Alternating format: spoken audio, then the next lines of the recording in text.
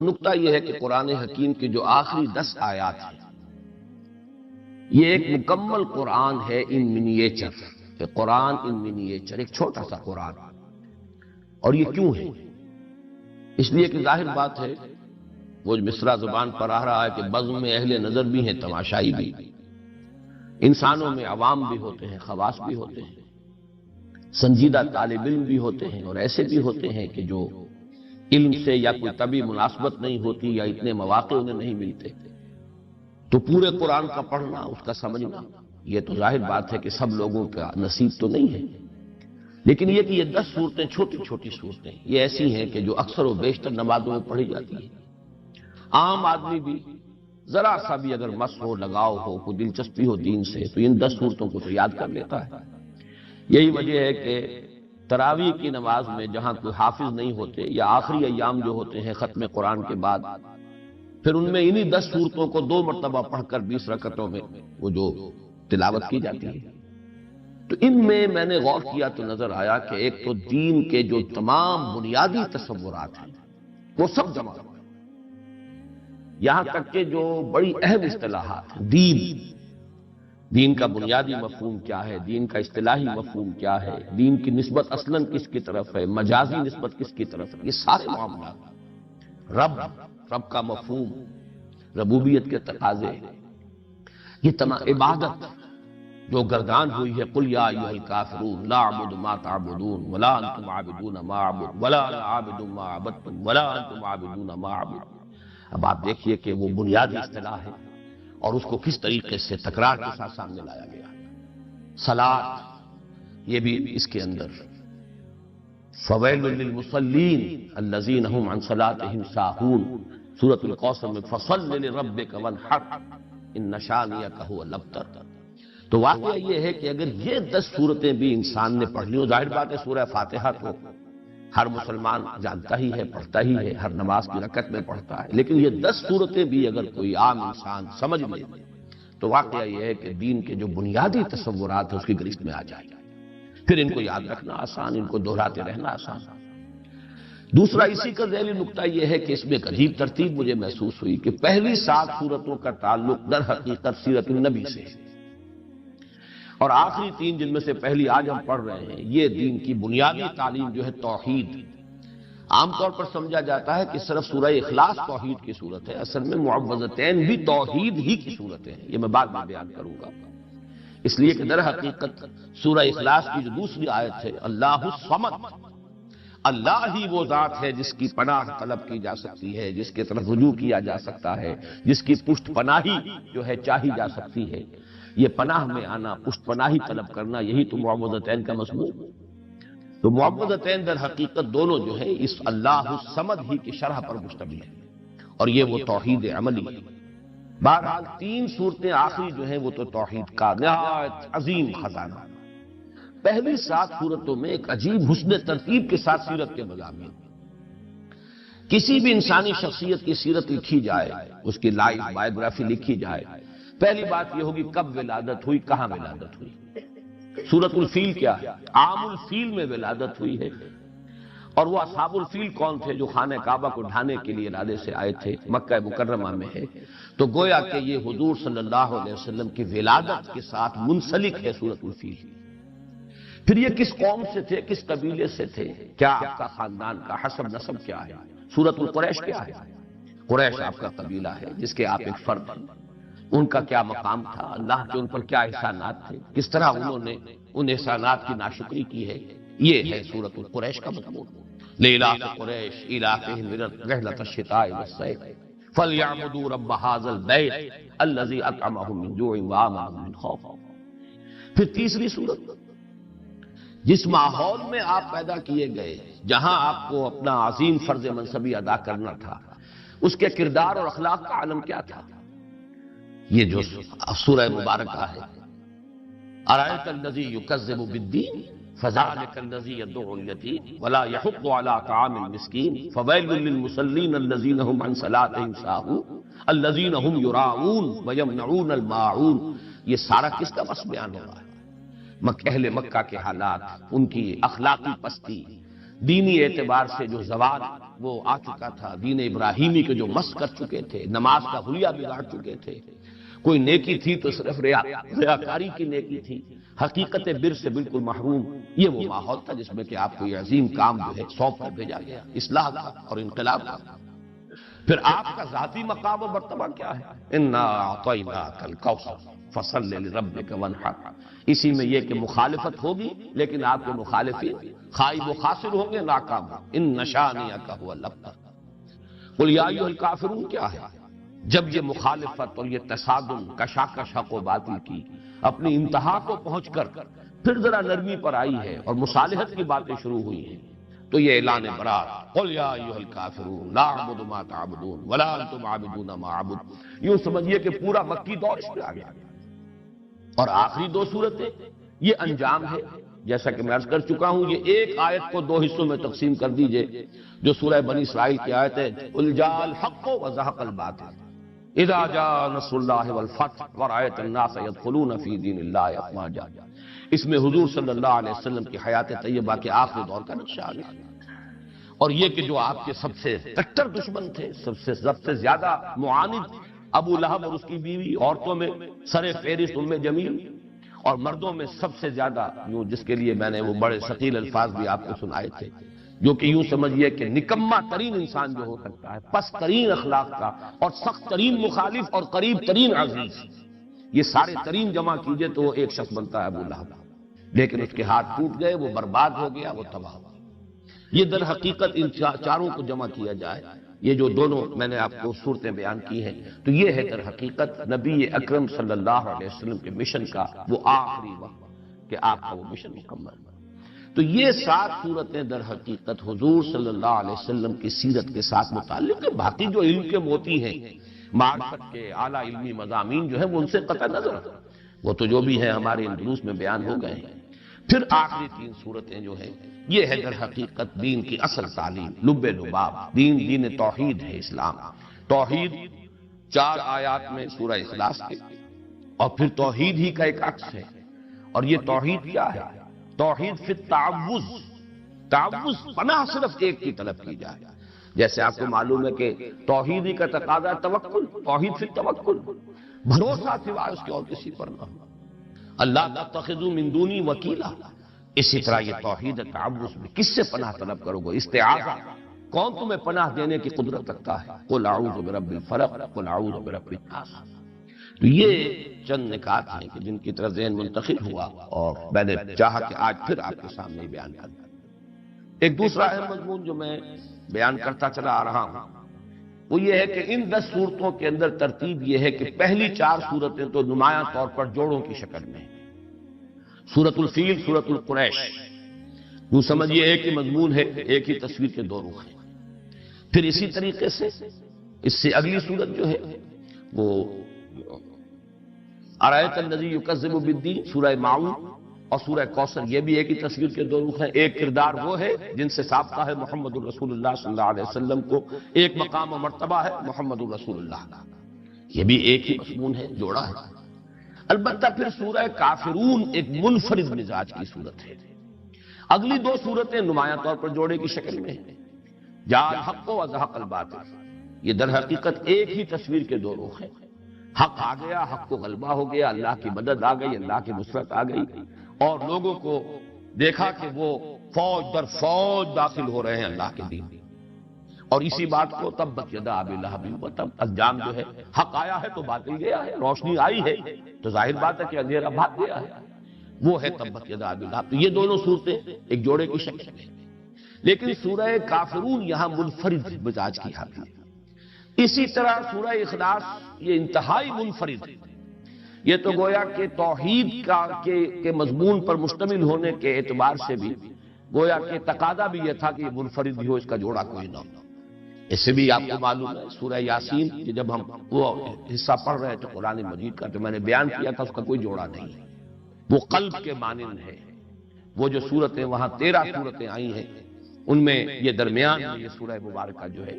ان کو اس طریقے سے رکھا گیا ہے، بلکہ 21 صورتیں ہیں، وہ دو گروپ جو ہیں مکی صورتیں، 10 ادھر اور پھر 10 ادھر، درمیان میں یہ سورہ یاسین ہے پریزائڈنگ پوزیشن میں، اور وہ بالکل منفرد ہے۔ اسی طرح سورہ اخلاص منفرد ہے۔ اگلی 2 صورتوں کو اندھا بھی جانتا ہے کہ یہ جوڑا ہے، معوذتین نام ہی ان کا جو ہے، 2 صورتیں جن میں تعوذ کی تلقین ہوئی ہے، قل اعوذ برب الفلق قل اعوذ برب الناس۔ تو یوں سمجھئے کہ یہ آخری 6 صورتیں جو ہیں 2 سہ سوروں کی شکل میں ہیں۔ یہ سہ سوروں کی شکل میں ہونے سے اب ایک نقشہ بھی میں نے بلکہ آج اپنے کاغذ پر تو کھینچا تھا کہ اگر آپ 2 مثلثیں ساتھ ساتھ ڈرا کر لیں، ایک مثلث ادھر ہے ایک مثلث ادھر ہے، تو یہ سہ سوروں کو ریپرزینٹ کریں گی۔ پہلا سہ سورہ ہے کافرون، نصر اور لہب۔ کافرون ہے اوپر پریزائڈنگ پوزیشن میں، اور اس کے ساتھ متعلق ہے جوڑے کی شکل میں سورۃ اللہب اور سورۃ النصر۔ ساتھ ہی دوسری مثلث ہے سورہ اخلاص، یہ ہے پریزائڈنگ پوزیشن میں، اور ان کے ساتھ جوڑا منسلک ہے معوذتین۔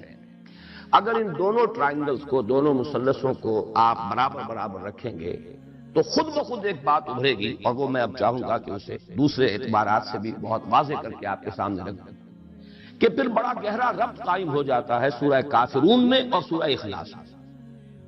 یہ دونوں پریزائڈنگ پوزیشن میں ہیں، ان 2 سوروں میں، 2 سہ سوروں میں، دونوں ٹاپ کے اوپر ہے۔ ادھر سورہ کافرون ہے، ادھر سورہ اخلاص ہے۔ کافرون کے ساتھ متعلق سورۃ النصر، سورۃ اللہب، سورۃ الاخلاص کے ساتھ متعلق سورۃ الفلق، سورۃ الناس۔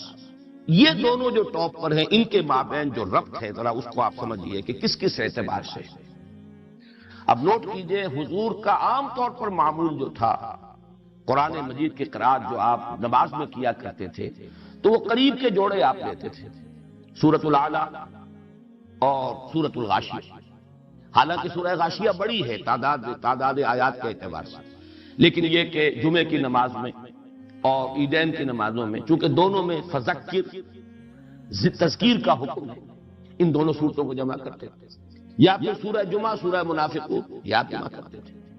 لیکن بعض جگہوں پر آپ کا ہم نے معمول دیکھا کہ اس اصول سے ہٹ کر کہیں سے ایک صورت لی ہے، کہیں سے دوسری لی ہے، تو اس میں بھی کوئی نہ کوئی مناسبت ہوتی ہے۔ سورہ کافرون اور سورہ اخلاص کا عجیب معاملہ ہے کہ اہم ترین جو سنتیں ہمارے ہاں نماز کی جو شمار ہوتی ہیں، ان میں حضور کا معمول ان دونوں کو جمع کرنے کا ہے۔ فجر کی 2 سنتیں، پہلی رکعت میں سورہ کافرون، دوسری میں سورہ اخلاص، درمیان میں 2 سورتیں چھوڑ دیا۔ اسی طریقے سے طواف کی 2 رکعتیں بہت مشہور، بہت ہیں، طواف کے ساتھ ان کا ایک بڑا گہرا ربط، پہلی میں سورہ کافرون، دوسری میں سورہ اخلاص۔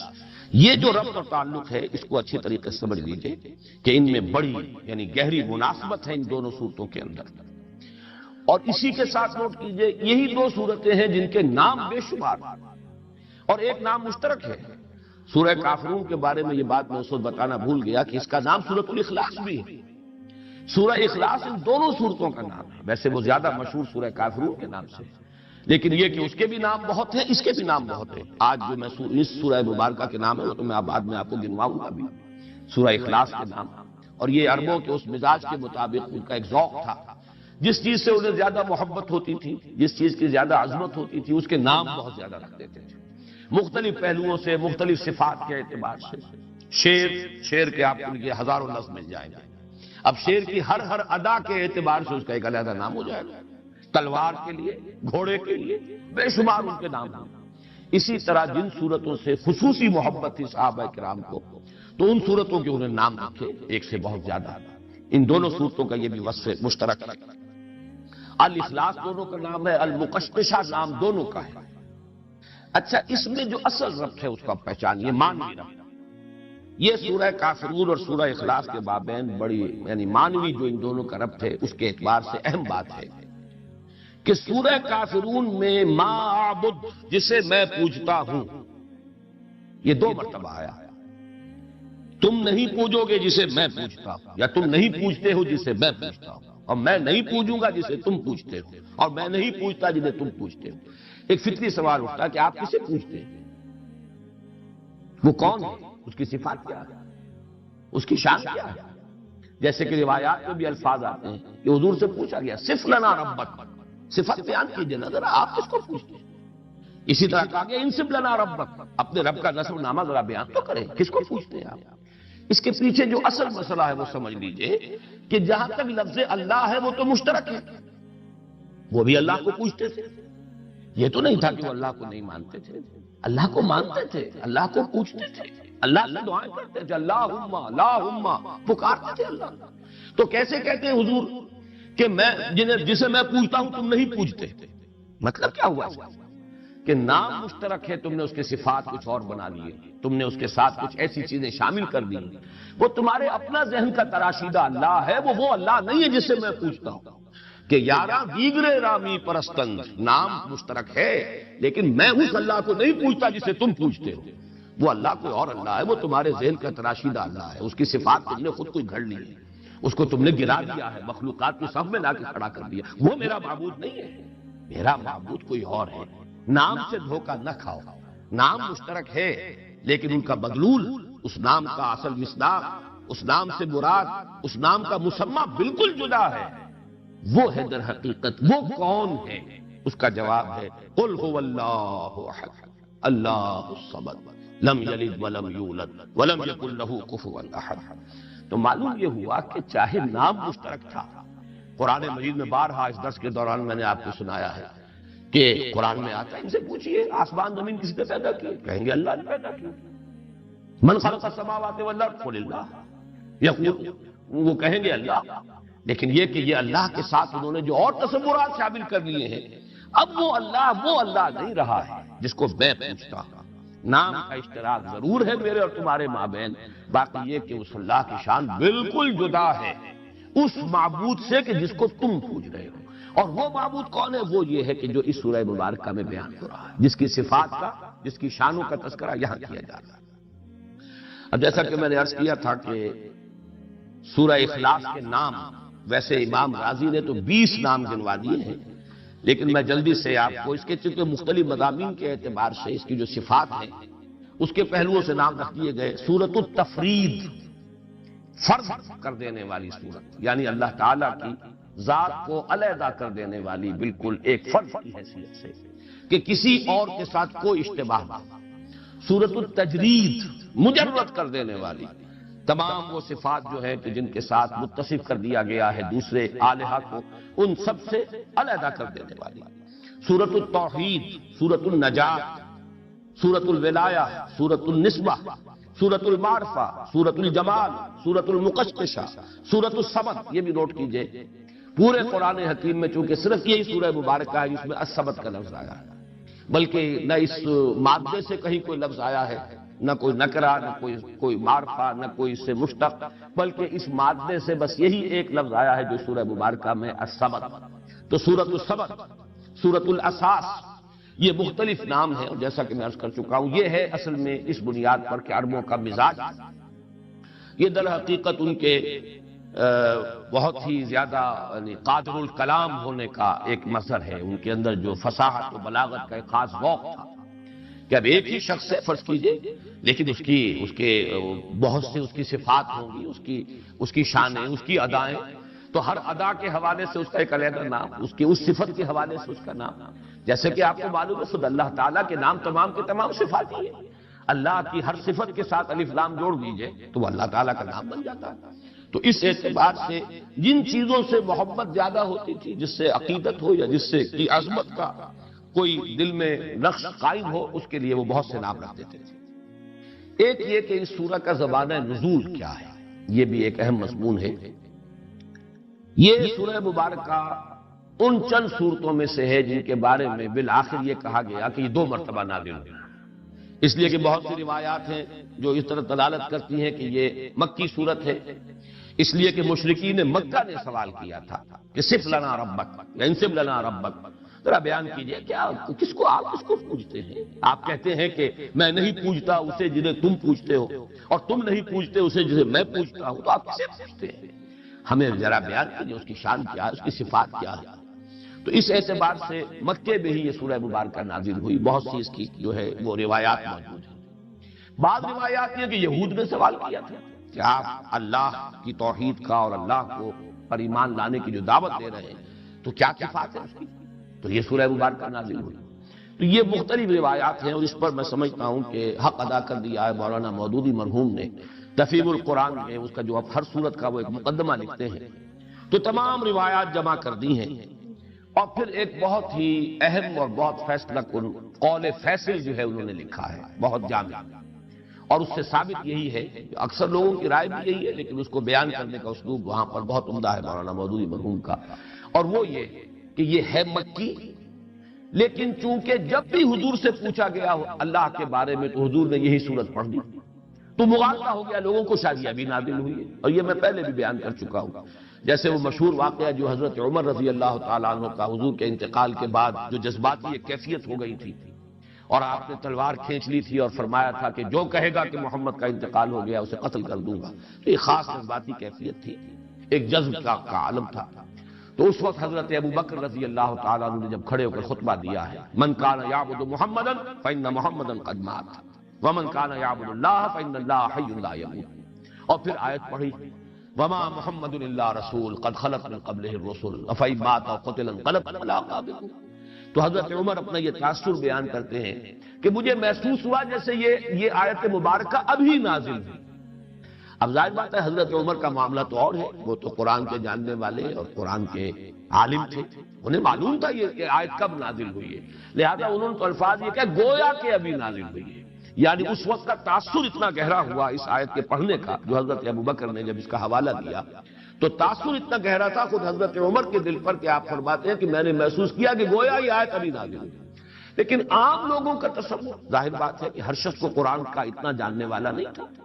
کتنے لوگ تھے کہ جن کے پاس قرآن مجید پورا موجود بھی نہیں تھا، مصحف کہاں تھے، یہ مصحف کی شکل میں تو حضرت ابوبکر کے زمانے میں جمع کیا گیا، ورنہ باقاعدہ ما بین الدفتین کتابی شکل میں حضور کے زمانے میں قرآن تھا ہی نہیں۔ تو ایسے مواقع پر جب بھی کسی نے کوئی سوال کیا اللہ تعالیٰ کی ذات و صفات کے بارے میں اور حضور نے یہ صورت پڑھ دی، تو کسی شخص کو کہ جو اس مجمع میں موجود ہو یہ گمان ہو سکتا ہے کہ یہ صورت ابھی نازل ہوئی ہے، اس سوال کے جواب میں نازل ہوئی، اور اس اعتبار سے یہ رائے بھی بن گئی کہ یہ گویا کہ مدنی صورت ہے، لیکن یہ کہ مضامین کو دیکھیے، اس کا اسلوب دیکھیے، اس کا سٹائل دیکھیے، سب سے سب قطعی ثبوت ہے یہ شے کہ یہ سورہ مبارکہ صرف مکی نہیں، مکی دور کے بھی بالکل ابتدائی زمانے سے متعلق ہے۔ اس کے لیے بھی جو ایک برہان قاطع دی ہے مولانا مودودی نے، وہ بہت ہی کنونسنگ ہے، اس لیے کہ اس میں جو لفظ احد آیا ہے، یہ بعد میں اس کی مزید جو تشریح کروں گا تو وہ بات سامنے آ جائے گی، سوائے اللہ کی ذات کے یہ لفظ صفت کے اعتبار سے کسی اور کے لیے مستعمل نہیں، نہ اس سے پہلے اس کا استعمال تھا، یہ صرف نازل ہوا قرآن مجید میں اللہ کی ذات کے لیے صفت کے طور پر۔ اس اعتبار سے غور کیجئے تو جب حضرت بلال، آج ہم اللہ کے نام سے سلسلے وار درس قرآن کے دور ثانی کا آغاز کر رہے ہیں، اسی لیے میں نے ابھی سورہ فاتحہ کی تلاوت کی ہے، لیکن اس سے قبل کہ میں سورہ فاتحہ کے مضامین کا تجزیہ اور اس کے مفہوم اور معانی پر بات کروں، میں ایک ذاتی وضاحت اور اپنی حیثیت کا تعین آپ حضرات کے سامنے کر دینا چاہتا ہوں۔ ایک جملے میں وہ وضاحت یہ ہے کہ میری حیثیت ہرگز مفسر کی نہیں ہے، بلکہ صرف مبلغ کی ہے۔ اس ضمن میں علامہ اقبال کا وہ مصرع بھی آپ چاہیں تو ذہن میں تازہ کر لیں کہ میں نہ عارف، نہ مجدد، نہ محدث، نہ فقیہ، اگرچہ ان الفاظ میں مفسر کا لفظ شامل نہیں ہے، لیکن بہرحال میں اسی کے حوالے سے عرض کر رہا ہوں کہ میرا دعویٰ ہرگز یہ نہیں ہے کہ میں مفسر ہوں، بلکہ میری حیثیت اصلاً ایک طالب علم قرآن کی ہے اور اس کے مبلغ کی ہے۔ ان اعترافات یہاں بالکل صراحت کے ساتھ، وضاحت کے ساتھ کر دینا چاہتا ہوں۔ میں نے نہ علوم عربی کی باضابطہ تحصیل کی ہے، یعنی لغت، نحو، صرف، معانی، بیان، صنائع و بدائع اور ادب جاہلی کا میں باضابطہ طالب علم نہیں رہا۔ اسی طرح میں نے منطق اور فلسفے کی بھی کوئی باضابطہ تحصیل نہیں کی۔ اسی طرح جو علوم دینیہ مشہور ہیں ہمارے ہاں، علم تفسیر، علم حدیث، فقہ، اصول حدیث، پھر یہ کہ علم کلام،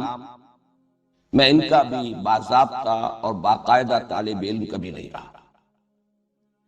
جیسا کہ میں نے عرض کیا، میں اصلاً قرآن حکیم کا طالب علم ہوں، البتہ چونکہ نبی اکرم صلی اللہ علیہ وسلم کا یہ حکم میرے پیش نظر رہا کہ بلغوا عنی ولو آیۃ، پہنچاؤ میری جانب سے خواہ ایک ہی آیت۔ اس حکم میں جو عموم ہے اور جو شدت ہے، در حقیقت وہی چیز ہے کہ جو اس جرأت یا جسارت کی بنیاد بنی کہ جتنا کچھ علم اور فہم حاصل ہوتا گیا اپنے مطالعہ اور تعلم قرآن کے دوران، میں نے یہ سمجھا کہ مجھ پر یہ ذمہ داری ہے، فرض ہے کہ میں اسے دوسروں تک بھی اپنی امکانی حد تک پہنچانے کی سعی کروں۔ چنانچہ میری جو بھی کاوش ہے، جو محنت ہے، جو سعی و جہد ہے، وہ در حقیقت اسی فرمان نبوی کی تمثیل عمل میں ہے۔ اس ضمن میں بعض کچھ تاریخی واقعات اور حقائق بھی میں ریکارڈ پر لے آنا چاہتا ہوں۔ سن 66 میں جب میں نے یہاں لاہور میں، سن 65 کے اواخر میں یہاں منتقل ہو گیا تھا، لیکن یہ کہ اصلاً دروس قرآن کے جو حلقے میں نے قائم کیے وہ سن 66، لیکن بہت سے میرے ساتھیوں کے علم میں ہوگا کہ میں نے اس کے لیے درس قرآن کا لفظ بھی استعمال نہیں کیا، بلکہ کافی طویل عرصے تک میں نے اس کے لیے عنوان اختیار کیا تھا حلقہ ہائے مطالعہ قرآن۔ وہ مختلف مقامات پر اس شہر کی مختلف آبادیوں میں وہ حلقے قائم تھے، اگرچہ بعد میں نے پھر لفظ درس قرآن اختیار کر لیا، اور اس کی دو وجوہات ہیں۔ ایک تو یہ کہ حلقہ ہائے مطالعہ قرآن یہ ایک طویل عبارت بنتی ہے، بڑی طویل ترکیب بنتی ہے، پھر عام فہم نہیں ہے۔ ثانیاً یہ کہ مطالعہ قرآن کا حلقہ تو اصل میں ایسا ہونا چاہیے جس میں باہم مذاکرہ ہو، آپس میں گفتگو ہو، مبادلہ خیالات ہو، کچھ سمجھیں کچھ سمجھائیں۔ یہ انداز چونکہ نہیں ہوتا، یہ تو یک طرفہ ایک بیان ہے، لہذا اس کے لیے وہ لفظ موضوع نہیں تھا۔ مجبوراً میں نے کچھ عرصے کے بعد درس قرآن کی اصطلاح استعمال کر لی۔ اس کے علاوہ اس عرصے کے دوران بہت سے حضرات نے مجھ سے یہ نہ صرف سوال کیا کہ کیا آپ نے کوئی تفسیر لکھی ہے، بلکہ بہت اصرار کے ساتھ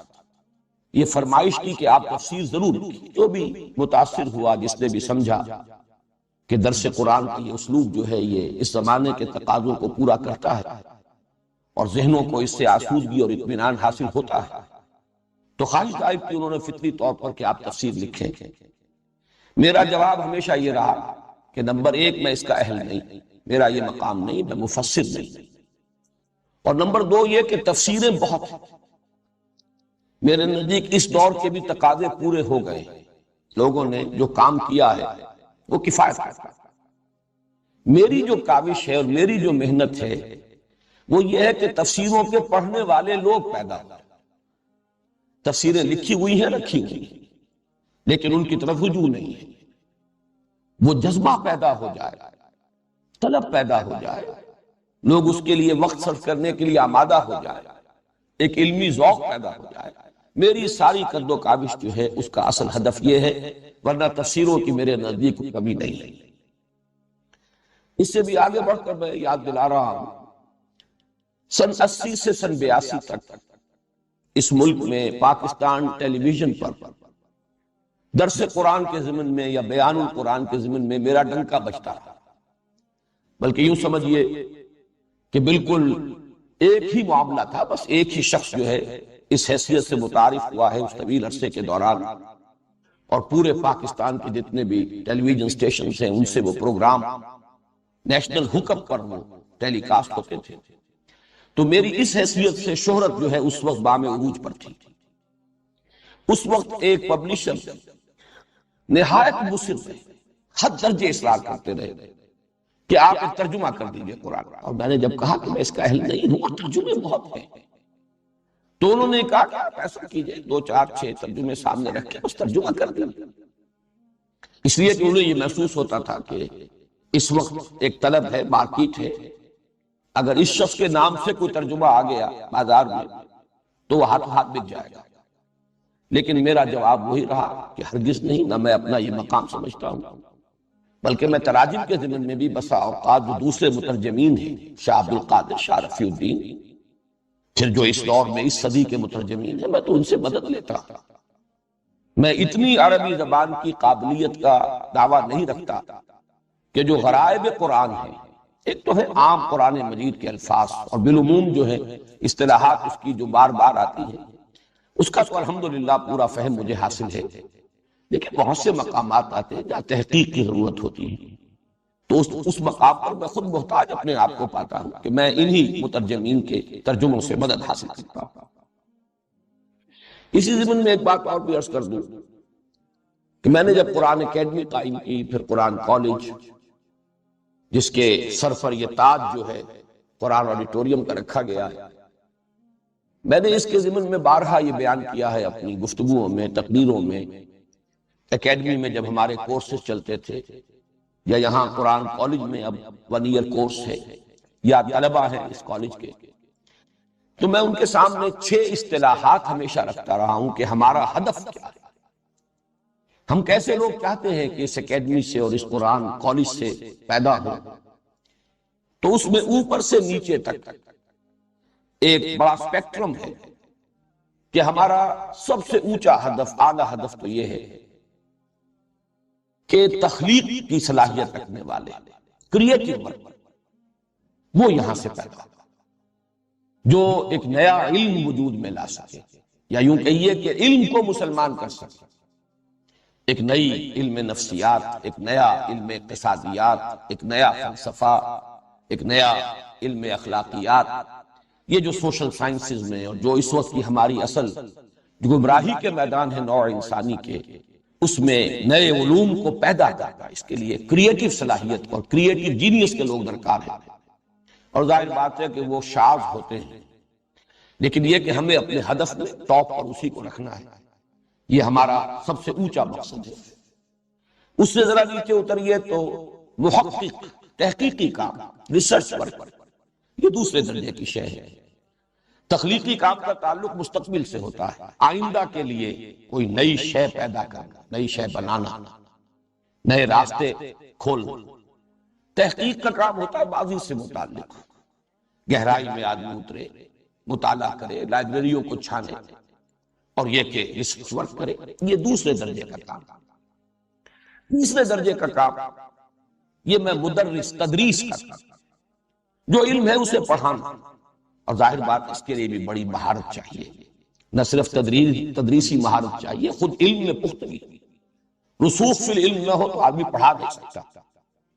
واعظ کہہ سکتا ہے، عام تقریر کر سکتا ہے، لیکن کلاس روم ٹیچنگ جسے کہا جائے،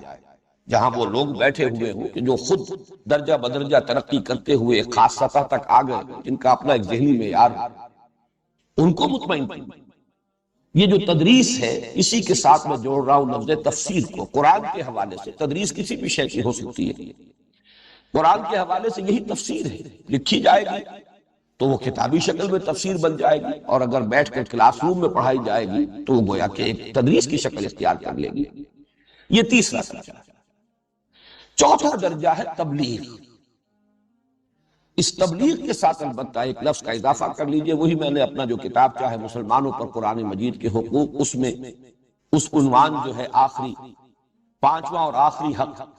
اس عنوان میں ان 2 الفاظ کو جمع کیا ہے، تبلیغ اور تبیین، بات کا پہنچا دینا اور واضح کر دینا۔ بات پہنچے تو پہنچنے کا حق ادا ہو جائے، تبلیغ ہو تو ابلاغ کا حق ادا ہو جائے۔ ظاہر بات ہے کہ ابلاغ کا حق ادا کرنے کے لیے ضرورت ہوتی ہے کہ جو مخاطب ہیں ان کی علمی سطح کیا ہے اسے ملحوظ رکھا جائے، ان کے اشکالات کیا ہیں انہیں حل کیا جا سکے۔ اگر یہ دونوں کام نہیں ہوں گے تو شاید تبلیغ تو ہو جائے، وما علینا الا البلاغ، ہم نے پہنچا دیا، بس ہمارے ذمے پہنچانے کی ذمہ داری تھی، لیکن تبیین، ابلاغ کا حق ادا نہیں ہوگا جب تک کہ بات تبیین کے مرحلے تک نہ آئے۔ یہ چوتھا درجہ ہے۔ 5واں درجہ اس سے نیچے اتر کر میں متعین کرتا رہا ہوں کہ ان سارے کاموں کے لیے ادارے درکار ہیں، تنظیمیں درکار ہیں، تو ظاہر بات ہے تنظیم بھی ایک کام ہے جس کی صلاحیت والے لوگ اگر ہمیں نہ ملیں گے تو یہ کام آگے نہیں بڑھ سکے گا۔ اس لیے کہ جن لوگوں کی ذہنی مناسبت نہ ہو، جن کا اپنا کوئی ہدف نہ بن چکا ہو، جن کا اپنا نصب العین یہ نہ ہو، اگر آپ تنخواہ پر ان کی صلاحیتیں بورو کریں اور ہائر کریں، ان کو امپلائی کر لیں اچھی سے اچھی سیلری دے کر، تب بھی وہ ایسے اداروں کا کام نہیں کر سکیں گے، انہیں آرگنائز نہیں کر سکیں۔ تو جو لوگ بھی ان کو اس کالج سے اکیڈمی سے گزرے، پھر جن کو اس کے مقصد کے ساتھ مناسبت پیدا ہو جائے، اب ان میں جو لوگ ان 4 اوپر کے درجوں کی صلاحیت رکھتے ہیں وہ ان کاموں میں لگیں گے، لیکن 5واں درجہ تنظیم کا اور اس سے بھی نیچے اتر کر 6واں درجہ انتظام کا، مینجمنٹ، یہ آرگنائزیشن سے بھی ذرا نیچے کی شے ہے۔ تو یہ 6 درجے ہیں اوپر سے لے کر نیچے تک: تحقیق بلکہ تخلیق، کریٹو ورک، پھر تحقیق ریسرچ ورک، پھر تدریس ٹیچنگ، اسی کے ساتھ تفسیر کا لفظ ایڈ کر دیجیے، پھر تبلیغ اور تبیین، اس کے بعد تنظیم اور انتظام۔ تو میں ہمیشہ یہ بیان کرتا رہا ہوں کہ یہ 6 ہیں، کوشش کرو، اللہ تعالیٰ تمہیں ہمت دے سب سے اوپر کی سطح پر کام، آخر وہ بھی انسانوں ہی نے کیے ہیں اب تک، اور آئندہ بھی کریں گے تو وہی انسان ہوں، اور کچھ پتہ نہیں ہوتا اللہ نے کس میں کس کام کی صلاحیت رکھی۔ بہرحال اگر اس درجے میں نہیں دوسرے میں، اس کے بعد بھی تیسرا ہے۔ تو میں نے یہ ساری بات اس لیے اس وقت آپ کے سامنے رکھی ہے کہ میں اپنے آپ کو 4تھے درجے کا آدمی سمجھتا ہوں۔ نہ میرے اندر صلاحیت کسی تخلیقی کام کی تھی، اور اس کا خود اپنا ایک، اس کے کچھ اپنے تقاضے ہوتے ہیں، وہ میرا دعویٰ نہیں۔ تحقیق یہ میرا مزاج نہیں، اور اس کے لیے بھی آدمی جو ہے بس کتابوں کا کیڑا بن جائے، لائبریریوں کے اندر ہی وہ ہمیشہ زندگی بسر کرے، یہ اس کے کچھ تقاضے ہوتے ہیں۔ اسی طرح جیسا کہ میں نے عرض کیا، تفسیر اور تدریس اس سطح کی، وہ بھی میرا دعویٰ نہیں، میرا مقام نہیں۔ میں اپنے آپ کو اس 4تھے درجے کا آدمی سمجھتا ہوں، مبلغ، تبلیغ، البتہ اس کے ساتھ تبیین، وہ میں بعد میں عرض کروں گا۔ اس کے ضمن میں میرا کچھ خیال ہے کہ میں اس دور کی سطح پر تبیین کی صلاحیت اللہ نے مجھے عطا کی ہے، اس کا کسی درجے میں حق ادا کر رہا ہوں۔ یہ ساری باتیں جو میں نے اب تک عرض کی ہیں، انہیں تو کوئی شخص چاہے تو انکسار کا نام دے لے کہ میں انکساری اور تواضع کی وجہ سے یہ باتیں کہہ رہا ہوں، حالانکہ واقعہ یہ نہیں ہے، اظہار حقیقت ہے جس کے اعتراف میں مجھے کوئی بات نہیں۔ میں چاہتا ہوں کہ من آنم کے من دانم، یہ میں اس لیے ریکارڈ کرا رہا ہوں، باتیں بارہا کہی ہیں، لیکن اب یہ ہمارے درس قرآن کا مسلسل درس کا جو دور ثانی ہے، ریکارڈ ہو رہا ہے، تو یہ چیزیں جو لوگ بھی ابتدا ہی سے اس درس کو سنیں یا یہ کہ ویڈیو کے ذریعے سے دیکھیں بھی، آڈیو ویڈیو دونوں صلاحیتیں استعمال کریں، ان کے سامنے یہ باتیں آ جائیں۔ لیکن اب جو میں کہہ رہا ہوں ہو سکتا ہے اسے کچھ حضرات تعلی اور عجب پر محمول کریں، اس میں سمجھے کہ شاید کوئی تکبر کی بات ہے، حالانکہ وہ بھی میرے نزدیک تو اصلاً اظہار حقیقت ہے، اور در حقیقت یہ بھی قرآن مجید کے ایک حکم پر امتثال امر ہے۔ وَأَمَّا بِنِعْمَةِ رَبِّكَ فَحَدِّثْ، مجھ پر اللہ تعالیٰ کے انعام ہوئے ہیں، مجھے ان کا ادراک ہے، شعور ہے، اعتراف ہے، اور میں اسی کی مناسبت سے اللہ تعالیٰ کا شکر ادا کرتا ہوں، اس لیے کہ شکر کے لیے تو پہلا درجہ ہے یہ امام راغب نے جو شکر کے 3 درجے قائم کیے ہیں، تو سب سے پہلے شکر بالقلب ہے، ادراک ہو، شعور ہو کہ کتنا بڑا انعام ہوا ہے، کتنا بڑا احسان ہوا ہے، کتنی بڑی نعمت کسی نے دی ہے۔ اگر اس کا شعور ہی نہیں، ادراک ہی نہیں، تو اس کا پروپورشنیٹ شکر قلب کی گہرائیوں سے نکلے گا۔ پھر ہے شکر باللسان، پھر شکر بالجوارح۔ بہرحال اس وقت یہ چیزیں آ جائیں گی انشاءاللہ، اگلے ہی درس میں یہ شکر کی بحث آنے والی ہے۔ تو شکر در حقیقت ادراک اور اعتراف کے متناسب اور پروپورشنیٹ ہوتا ہے۔ تو اما بنعمت ربک فحدث، جو بھی انعام ہوا ہے میرے پروردگار کا مجھ پر، میں اس کا بھی تذکرہ کر رہا ہوں اسی حکم کے امتثال امر میں، اور وہ یہ ہے کہ جو بھی فہم قرآن مجھے حاصل ہوا ہے، میں لفظ علم سے بھی کترا کر فہم کا لفظ استعمال کر رہا ہوں، بہرحال چاہیں تو آپ اس کو ایک اصطلاح کی حیثیت سے جمع کر لیجئے، علم و فہم قرآن حکیم کا جو بھی مجھے حاصل ہوا ہے، اس میں بحمد اللہ 4 چشموں سے، اس میں علم اور فہم کے 4 چشمے ہیں جو جمع، ان سے اس حوض میں آ کر پانی جمع ہوا ہے۔ اور میں آج سوچ رہا تھا، تو یہ چیزیں چونکہ میرے ذہن میں آئیں تو میں آپ کے سامنے بیان بھی کر رہا ہوں کہ میرے سامنے تشبیہ آئی، قرآن حکیم میں جنت کے 3 چشموں کے نام دیے گئے، کوثر ہے، تسنیم ہے، سلسبیل ہے۔ میرے نزدیک 3 چشمے جن سے اللہ نے مجھے سیراب فرمایا اور جن سے متمتع فرمایا، اس کے مواقع عطا فرمائے، کوثر و تسنیم و سلسبیل کی ساتھ اس کی ایک مشابہت ہے۔ علم قرآن سے بڑی دولت اور کوئی ہے نہیں۔ اور چوتھے چشمے کو میں العروۃ الوثقی سے تعبیر کرتا ہوں، میں اس کی وضاحت ابھی کرتا ہوں۔ اس اعتبار سے میرے فہم قرآن میں جو جامعیت پیدا ہوئی ہے، میں تفصیل کے ساتھ تو اپنے اس فہم قرآن کے ان 4 گوشوں کو یا اپنے فکر قرآنی کی 4 سورسز کو، یا میں نے یہ لفظ استعمال کیا ہے اپنی اس کتاب میں دعوت رجوع القرآن کا منظر اور پس منظر، یہ ڈائمنشنز ہیں، میری سوچ، میرے فکر، میرے فہم کی 4 ڈائمنشنز ہیں۔ تو میں تفصیل سے لکھ چکا ہوں اس کتاب کے اندر، ان سب کی وضاحت کے ساتھ میں بیان کر چکا ہوں کہ کس گوشے سے مجھے کیا کچھ حاصل ہوا۔ پھر چونکہ کتابوں کے پڑھنے کا اتنا رواج رہا نہیں ہے آج کل، اور اب اختصار کے ساتھ یہ باتیں جب میں ریکارڈ کرا رہا ہوں تو یہ باتیں بھی میں آپ کے سامنے بیان کر رہا ہوں۔ تفصیل جن کو درکار ہو وہ میری اس کتاب کا مطالعہ کریں۔ یہ 4 گوشے یا 4 ڈائمنشنز یا 4 سوتے یا 4 چشمے جو جمع ہوئے ہیں میرے ہاں، ان میں سے سب سے پہلا ہے جس کے لیے عنوان ہے حرکت اور جہاد، تحریک، حرکت، انقلابی جذبہ، دعوت اور دعوت سے آگے بڑھ کر انقلاب۔ اس کے لیے میرے سورسز، اور یہ ذرا نوٹ کر لیجئے، یہ میری اپنی صنعت لفظی نہیں ہے، میں کوئی ادیب آدمی نہیں ہوں، لیکن یہ کہ یہ اللہ تعالیٰ کی طرف سے ہے کہ یہ تسنیہ کے صیغے کو جمع کر دی اللہ نے میرے لیے، میرے ان 4 چشموں کے عنوانات کے لیے۔ ابوین، یہ میرے 2 باپ ہیں، اس لیے کہ وہ 2 حضرات جو ہیں ان دونوں کے نام ابو سے، ابو الاعلیٰ اور ابو الکلام، یہ ابوین ہیں میرے اس فکر، میری اس سوچ کے۔ یہ یوں کہیے کہ عام اصطلاح میں پیر اور پھر دادا پیر، یہ ہمارے ہاں اصطلاحات استعمال ہوتی ہیں۔ میرے فہم قرآن کے اندر سب سے بڑا حصہ اسی کا ہے۔ سب سے بڑا اس لیے کہہ رہا ہوں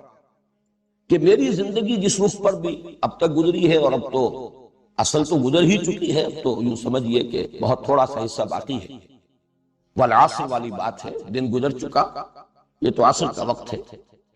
اس اعتبار سے جس کام میں میری زندگی گزری ہے، اس میں میری دلچسپیوں میں اور میرے وقت اور میری صلاحیت کے صرف میں سب سے بڑا اثر جو ہے وہ انہی 2 حضرات کا ہے۔ ظاہر بات ہے ان میں اولین جو تعلق قائم ہوا وہ مولانا مودودی سے، ابو الاعلیٰ مودودی۔ البتہ یہ کہ یہ بات مجھ پر ابتدا ہی میں منکشف ہو گئی تھی کہ اس کا نقطہ آغاز در حقیقت مولانا ابو الکلام آزاد ہے۔ میں اس اعتبار سے کہہ رہا ہوں کہ سب سے زیادہ مجھ پر اسی کی چھاپ ہے کہ وہ حرکت اور جہاد ابو الکلام نے حزب اللہ بنائی تھی 1913 میں،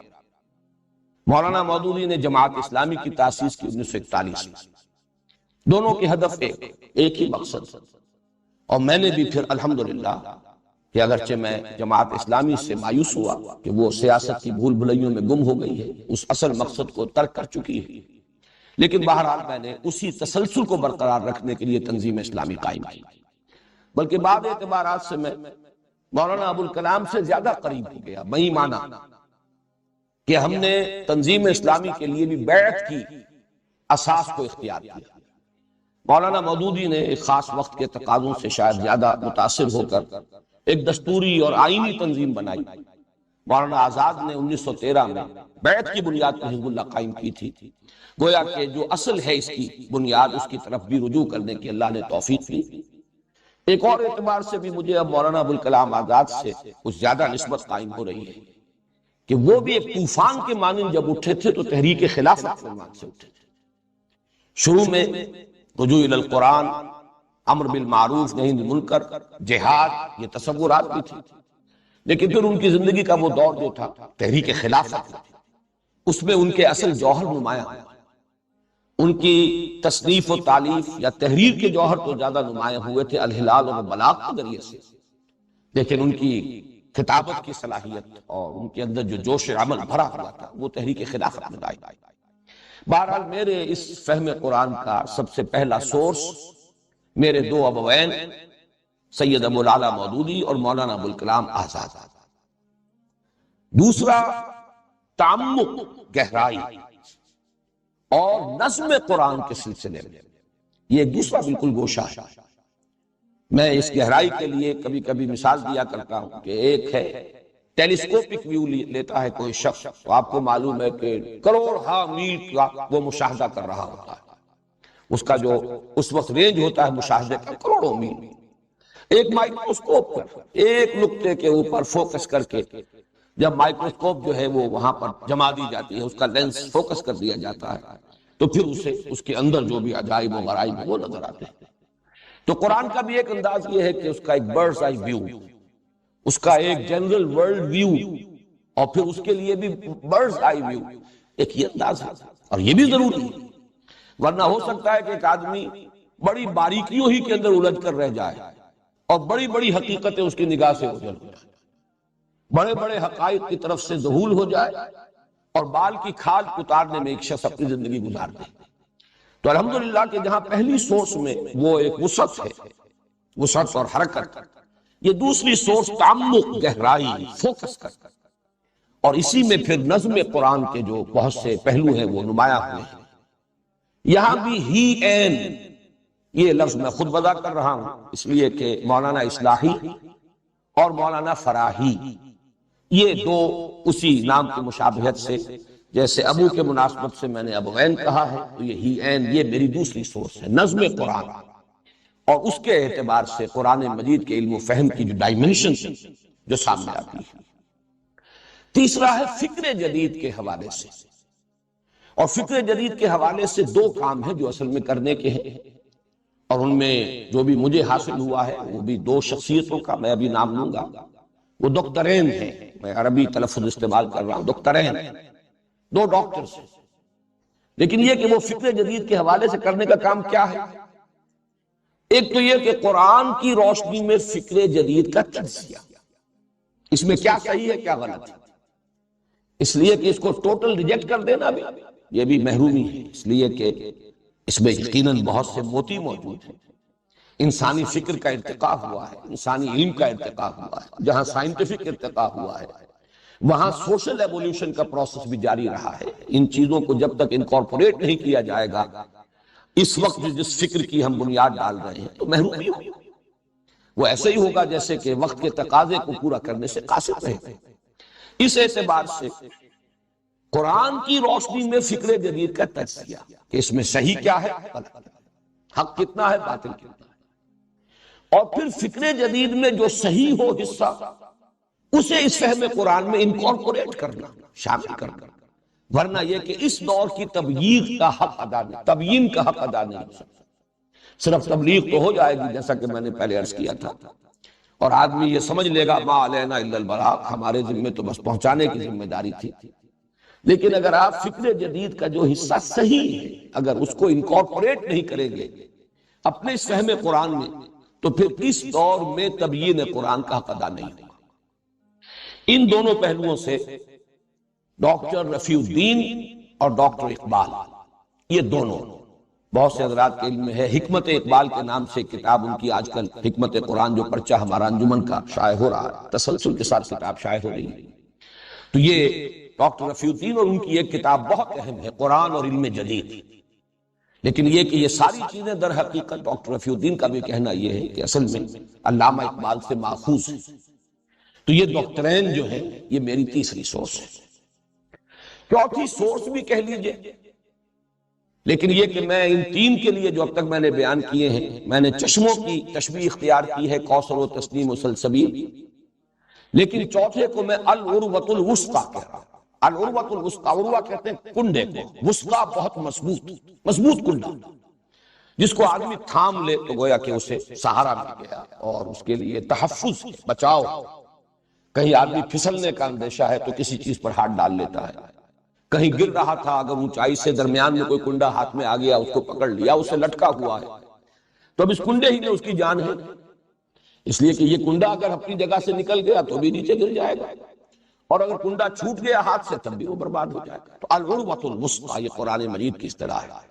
فقد استمسک بالعروۃ الوثقی۔ تو یہ چوتھی سورس جو ہے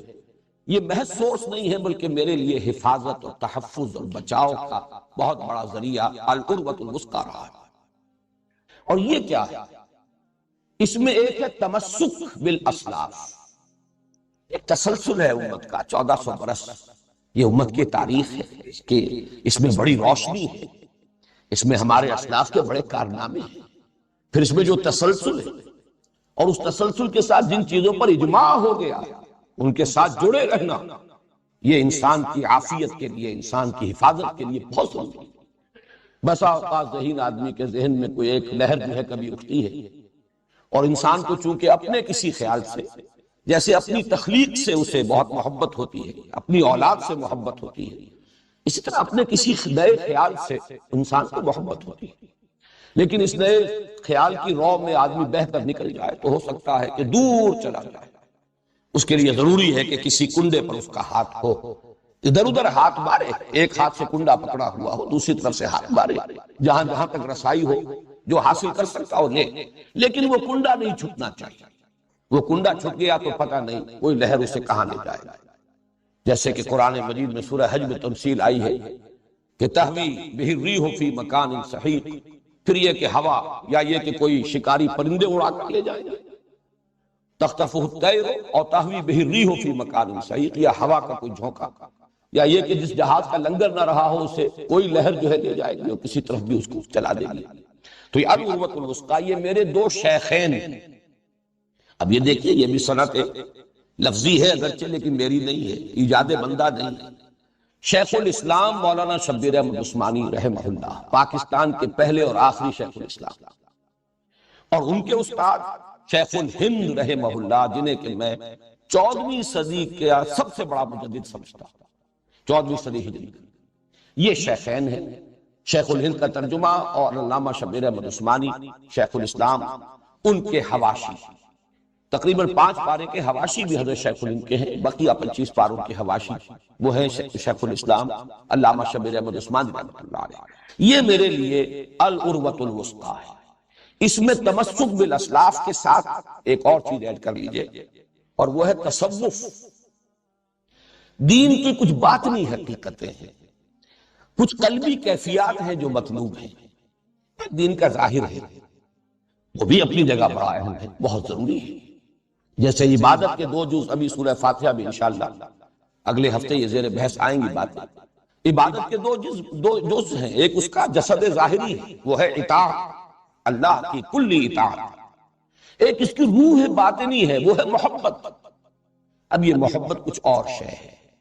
اطاعت مجبوراً بھی ہو جاتی ہے، مارے باندھے کو بھی ہو جاتی ہے، لیکن محبت ایک اور ہی شے ہے، جب تک کہ کسی کو اس کا تجربہ نہ ہو، اس کی کیفیت کو کوئی انسان بیان نہیں کر سکتا۔ چو معاملہ نہ دارت سخن آشنا نہ۔ تو یہ جو بات کی حقیقت ہے، اور یہ جو چاشنی ہے ان دین کے اس پہلو کی، اس کے لیے ہمارے ہاں چونکہ متداول اصطلاح چلی آ رہی ہے، اگرچہ وہ قرآن کی نہیں ہے، حدیث کی نہیں ہے، لفظ تصوف۔ تو تمسک بالاسلاف اور تصوف، یہ جو بھی کچھ میرے ہاں اگر ہے، میرے فہم میں، میرے فکر میں، میری سوچ میں، میرے دروس میں، ان حقائق کا اگر کوئی بیان ہے تو اس کے ضمن میں میری سورس یہ شیخین، شیخ الاسلام مولانا شبیر احمد عثمانی رحمہ اللہ اور شیخ الہند حضرت مولانا محمود حسن دیوبندی رحمۃ اللہ علیہ۔ ان چاروں کو اعتبار سے اور ان چاروں گوشوں سے جو کچھ مجھے حاصل ہوا ہے، اس کی بنا پر اب اسے دعویٰ کہہ لیں، تعلی کہہ لیں، جو چاہے کہہ لیں، میں یہ محسوس کرتا ہوں، مجھے اس کا ادراک ہے، شعور ہے، اور میں بے باکی کے ساتھ یہ بات آپ کے سامنے کہہ رہا ہوں کہ الحمدللہ کہ ایک جامعیت کبریٰ ہے جو اللہ تعالیٰ نے میرے فہم کے اندر عطا فرمائی، اور یہی وہ شے ہے جو سب سے زیادہ اس دور میں ضروری ہے، اس لیے کہ مختلف پہلوؤں سے کوششیں لوگوں نے کی ہیں، لیکن ان کو جمع کرنا، ان کی جامعیت، یہ اگر نہیں ہوگی تو جو اصل تقاضا ہے اس دور میں تبلیغ و تبیین قرآن کا، وہ پورا نہیں۔ البتہ یہاں ایک وضاحت میں کرنا چاہتا ہوں، اس لیے کہ کچھ عرصہ ہوا ایک کتاب بھی چھپی ہے میری مجھ پر تنقید کے ضمن میں یا میری مخالفت کے لیے۔ ان کے مصنف نے ایک بہت بڑی زیادتی، بلکہ یہ کہ بڑی خیانت کا ارتکاب کیا میرے بارے میں۔ میں نے چونکہ ان چاروں سورسز کو ہمیشہ بیان کیا ہے، اور یہ بھی میں سمجھتا ہوں کہ شکر ہی کا تقاضا ہے۔ حضور نے فرمایا ہے من لم یشکر الناس لا یشکر اللہ، جو شخص انسانوں کا شکر ادا نہیں کرے گا وہ کبھی اللہ کا شکر بھی ادا نہیں کرے گا، کر سکتا ہی نہیں۔ اگر اس میں مادہ ہی نہیں شکر کا اور تشکر کا تو وہ سوتے خشک ہے، تو نہ بندوں کے حق میں کبھی شکر اس کے قلب سے ابھرے گا اور زبان سے ادا ہوگا، نہ اللہ کا۔ اللہ کے لیے کر بھی رہا ہوگا تو ایک رسم ہے جو ادا ہو رہی ہے، شکر کا وہ اصل جذبہ جو ہے قلب کی گہرائیوں سے وہ چشمہ نہیں پھوٹے گا۔ اس لیے میں ان تمام حضرات کا جن کا ذکر میں نے کیا ہے، یہ میرا ایک تشکر بھی ہے کہ میں تسلیم کروں کہ مجھے ان سے فائدہ حاصل ہوا ہے، میں نے استفادہ کیا ہے، لیکن اس کے یہ معنی نہیں ہے کہ میں ان میں سے ہر شخص کی ہر بات کو مقلدانہ انداز میں تسلیم کرتا ہوں۔ یہ بات اگر کسی نے سمجھی تو غلط سمجھی۔ مجھے بہت سی باتوں سے اختلاف ہے۔ مولانا اصلاحی صاحب نے جب حد رجم کے بارے میں ایک رائے ظاہر کی، میں نے شدت کے ساتھ اختلاف کیا، شدید اختلاف کیا، یہ اپنی جگہ پر ہے۔ تو بہت سے معاملات میں ڈاکٹر رفیع الدین صاحب سے اختلاف ہے، یہاں تک کہ علامہ اقبال کے لیکچر سے میں نے سن 67 میں جو مضمون لکھا تھا اسلام کی نشت ثانیہ کرنے کا اصل کام کے نام سے، جو ہماری اس انجمن اور اکیڈمی اس کے گویا کہ مینیفیسٹو کی حیثیت رکھتا ہے، اس میں نے برملا کہا ہے کہ علامہ اقبال کے لیکچرز کو اگرچہ میں اس دور میں جو علم کلام ہمیں درکار ہے اس کا صحیح نقطۂ آغاز میں اسی کو سمجھتا ہوں۔ میں سمجھتا ہوں کہ وہی ہے کہ جس نے صحیح تقاضا جو کہ اس دور کا ہے اس کو پورا کرنے کی طرف پہلا قدم اٹھایا ہے۔ میں اسے اگرچہ پرائمر کہتا ہوں، وہ صرف آغاز ہے، لیکن یہ کہ صحیح سمت میں آغاز ہے۔ اس کے باوجود میں نے اپنی اسی تحریر میں لکھا تھا کہ بعض چیزیں اس کی جو ہے ان سے مجھے اختلاف ہے، میں صحیح نہیں سمجھتا۔ اجتہاد کے بارے میں جو باتیں کہی ہیں، اسی طرح علم کلام کی اپنی ایک کوتاہی ہوتی ہے۔ یہ چونکہ جدید علم کلام کی ایک کوشش ہے، لہذا یہ کئی جگہ پر دین کی صحیح تعبیر جو ہے اور ایمانی حقائق کی صحیح تعبیر جو ہے اس کا حق ادا نہیں کرتی، بلکہ یہ کہ پیچھے رہتے ہیں، اور اس میں بہت سی چیزیں جو ہے بنیادی طور پر علمی اعتبار سے جو ہمارے بنیادی ایمانیات ہیں اور اعتقادات ہیں ان سے بھی ٹکراتی ہیں۔ یہ اپنی جگہ پر کوئی شخص بھی ہمارے لیے بڑے سے بڑا انسان بھی ایسا نہیں ہے کہ ہم اس کے مقلد محض بن کر اور بس کسی ایک لکیر کے فقیر بن کر رہ جائیں۔ تو اسی طریقے سے ڈاکٹر رفیع الدین کی باتیں ہیں، ان سے بھی اختلاف ہے۔ بہت سے مقامات پر میں مولانا شبیر احمد عثمانی کی رائے سے بھی اختلاف کرتا ہوں، اگرچہ اس میں وہ مسائل اتنے تفصیل سے زیر بحث آئے نہیں ہیں کہ جن میں اختلاف کی گنجائش ہو۔ یہ تو گویا کہ خلاصہ ہے ہمارے اسلاف نے جو کچھ حاصل کیا ہے قرآن سے اس کا،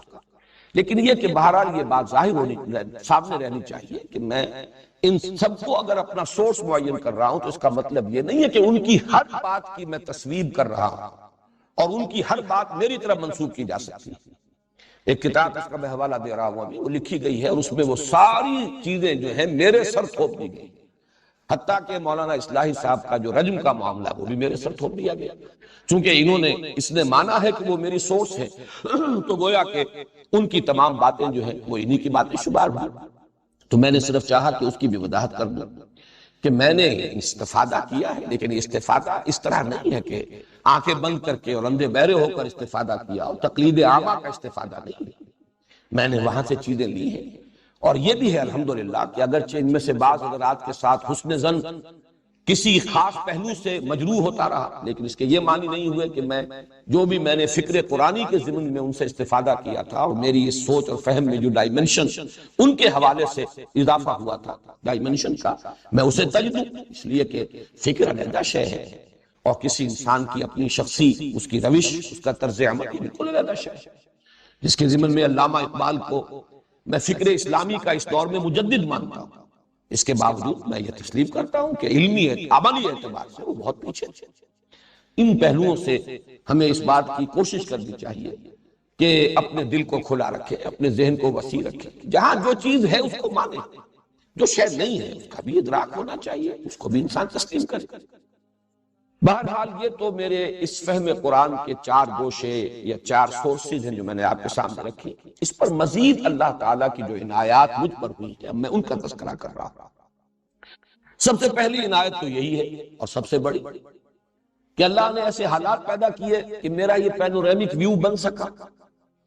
بالکل بچپن میں علامہ اقبال کی شاعری سے ایک مناسبت قائم ہوئی، ایک ملی جذبہ پیدا ہوا، پھر مولانا مودودی کی تصانیف سے یوں سمجھئے کہ اپنے ہائی اسکول کے آخری دور ہی سے مولانا ابوالکلام آزاد کی بھی بعض تحریریں اسی وقت میرے علم میں آ چکی تھی. مقالات ابوالکلام کا میں نے مطالعہ کیا ہے اپنے ہائی اسکول کے دوران. مولانا مودودی کی کتابیں پڑھی ہیں. پھر یہ کہ ان کی ساری تصانیف، اب ظاہر بات ہے کہ یہ ایک ڈائمنشن ہے جو ایڈ ہوئی ہے. پھر مولانا اصلاحی صاحب کا معاملہ اور ان کے ذریعے سے مولانا فراہی تک رسائی. یہ اگر اس کا موقع نہ ہوتا، جماعت اسلامی میں بہت سے لوگ ہیں جنہیں مولانا اصلاحی صاحب کی تحریریں بڑی روکھی پھیکی نظر آتی تھی. مولانا مودودی کا انداز بہت ایک سلیس انداز، بات کو کھولنا اور جدید تعلیم یافتہ لوگوں کی ذہنی سطح کے قریب آ کر بات کرنا، اس میں جو ہے وہ ایک سلاست ہے، بہت ہی سادگی ہے. وہ خود ایک طرز انشاء کے موجب ہے. مولانا اصلاحی صاحب کے ہاں وہ بات نہیں ہے. اس میں چونکہ علمی گہرائی ہوتی تھی اور اس لیے زبان میں بھی ثقافت تھی. لیکن الحمدللہ کہ اسی زمانے میں، طالب علم کے زمانے میں، مجھے اللہ تعالیٰ نے وہ مناسبت عطا فرمائی. میں نے ان کی ساری کتابیں پڑھی، مجھے دلچسپی ہوئی، اور آج تک بھی میں ان کی 2 کتابیں جو ہیں ان کا احسان مند ہوں کہ ہمیشہ تذکرہ کرتا ہوں: دعوت دین اور اس کا طریقہ کار، اور مبادی تدبر قرآن. یہ نام میرا رکھا ہوا ہے، پہلے وہ کتاب چھپتی تھی تدبر قرآن کے نام سے. پھر جب میں نے تدبر قرآن کی تفسیر تدبر قرآن کی پہلی جلد شائع کی ہے تو پھر اس کتاب کو میں نے ہی نام دے دیا تھا مبادی تدبر قرآن. یہ دونوں کتابیں جو ہیں میرے اس جو بھی فہم قرآن مجھے حاصل ہوا ہے اس میں ایک بہت بڑے سورس کی حیثیت کرتی. پھر یہ کہ شیخین کے ساتھ بھی میرا رابطہ طالب علم کے زمانے میں ہو گیا. یہ تفسیر یا جس کو حواشی کہا جاتا ہے مولانا عثمانی کے فوائد عثمانی، یہ اسی زمانے میں جبکہ میں میڈیکل کالج کا طالب علم تھا، کراچی کے کچھ سیٹھوں نے، کچھ کاروباری حضرات، تاجر حضرات، انہوں نے ایک اعتبار سے تو صدقہ کیا تھا، علمی صدقہ کہہ لیجیے. نیت چوری کی نہیں تھی، کوئی ان کے اپنے منافع کمانے کا نہیں تھا. لیکن یہ اصل میں ترجمہ جو ہے شیخ الہند کا اور حواشی جو ہے مولانا شبیر احمد عثمانی کے، یہ اخبار مدینہ بجنور، اس کے پاس اس کے تمام حقوق تھے. اب یہ کہ ہندوستان سے یہ تفسیر یہاں پہنچے تو کیسے پہنچے؟ پھر ان کے اپنے حالات جو ہیں اتنے خراب ہو چکے تھے، معیار طباعت کو بھی ہندوستان کے حالات جو ہو گئے مسلمانوں کے پارٹیشن کے وقت اور اس کے فوراً بعد، تو کوئی آسان کام نہیں تھا. تو پھر کچھ تاجروں نے ان کی اجازت لیے بغیر، اس معنی میں وہ صدقہ تھا، ان کی اجازت لیے بغیر اس تفسیر کی بڑی اعلیٰ کتابت کروائی اور اسے ہانگ کانگ سے طبع کرایا. بہت موٹے کاغذ پر بہت عمدہ طباعت کے ساتھ یہ آئی اور انہوں نے اسے مفت تقسیم کیا. اگرچہ بعد میں پھر وہ مختلف اداروں کو جب نسخے دے دیے گئے، 100 نسخے ان کو اور 200 ان کو، ان اداروں نے پھر اسے فروخت بھی کیا. چنانچہ میں اپنے میڈیکل کالج کے دوسرے، تیسرے، چوتھے سال کے دوران میں نے 100 تو نہیں ہوں گے لیکن 100 کے آس پاس ہی ہوں گے نسخے جو خریدے اور دوستوں کو یا تو خریدوائے یا اپنی طرف سے دیے. وہ 5 روپے سے لے کر 30 روپے تک مجھے یاد ہے رینج. شروع میں وہ 5 روپے میں نسخہ مل جاتا تھا اور اس کے بعد آخری جو تھا وہ 30 روپے. اور اس سے جو اللہ تعالیٰ نے حالات ایسا پیدا کر دیے، میں تو ظاہر بات ہے کہ یہ چیزیں بائی چوائس تو نہیں ہوتی، یہ انسان کے اپنے اختیار نہیں ہے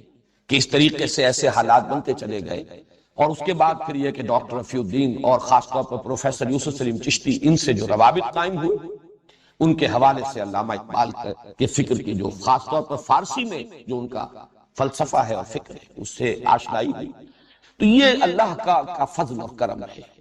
اسی کی طرف سے یہ حالات ہوتے ہیں. لہذا سب سے بڑی تو یہی مجھ پر اللہ کی عنایت ہے.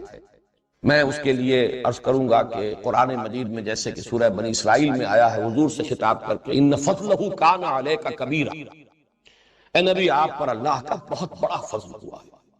تو اس کا ایک عکس، چاہے وہ ادنا عکس ہے، میں سمجھتا ہوں کہ مجھ پر بھی اللہ تعالیٰ کا یہ کرم ہوا ہے کہ یہ کیفیات اور حالات ایسے ہو گئے کہ میں ان تمام گوشوں سے واقف ہوا. مزید جو اس پر ہے وہ اللہ نے جو میرا مزاج بنایا، یہ بھی اسی کی عطا ہے، اسی کے دین ہے. اس میں انسان خود اپنے مزاج کا بنانے والا نہیں ہے. اس میں 2 چیزیں جو ہیں، یہ بات میں شاید آج پہلی مرتبہ اتنی وضاحت سے عرض کر رہا ہوں کہ یہ بھی اس میں ایڈ ہو جائے کہ ایک ذہن مجھے منطقی عطا کیا. میں نے منطق کبھی پڑھی نہیں، لیکن منطق کا پڑھنا اور اس کو یاد کر لینا اور ہے، اور ذہن کا منطقی ہونا اس خود یہ اور ہے. اللہ نے مجھے منطقی ذہن عطا کیا اور نمبر 2 فلسفیانہ مزاج عطا کیا. میں فلسفے کا بھی باضابطہ طالب علم کبھی نہیں رہا، لیکن ایک ذوق ہوتا ہے، ایک مزاج ہوتا ہے. میں ذرا اس کا ایک مزید وضاحت کر دوں. منطق اصل میں نام ہے تحلیل اور تجزیے. اگرچہ استقرائی منطق بھی، یہ بھی منطق ہی کی ایک شاخ شمار ہوتی ہے، لیکن اصل منطق جو ہے جس کا کہ یوں سمجھیے کہ سکہ رواں رہا اور دور دورہ رہا، وہ تو استخراجی منطق ہے۔ میں آج سے یہ طے کی گفتگو بس اب اختتام کو پہنچ رہی ہے، تو میں عرض کر رہا تھا کہ اللہ تعالیٰ کی دین، اس کی عطا، اس کا جو فضل مجھ پر ہوا ہے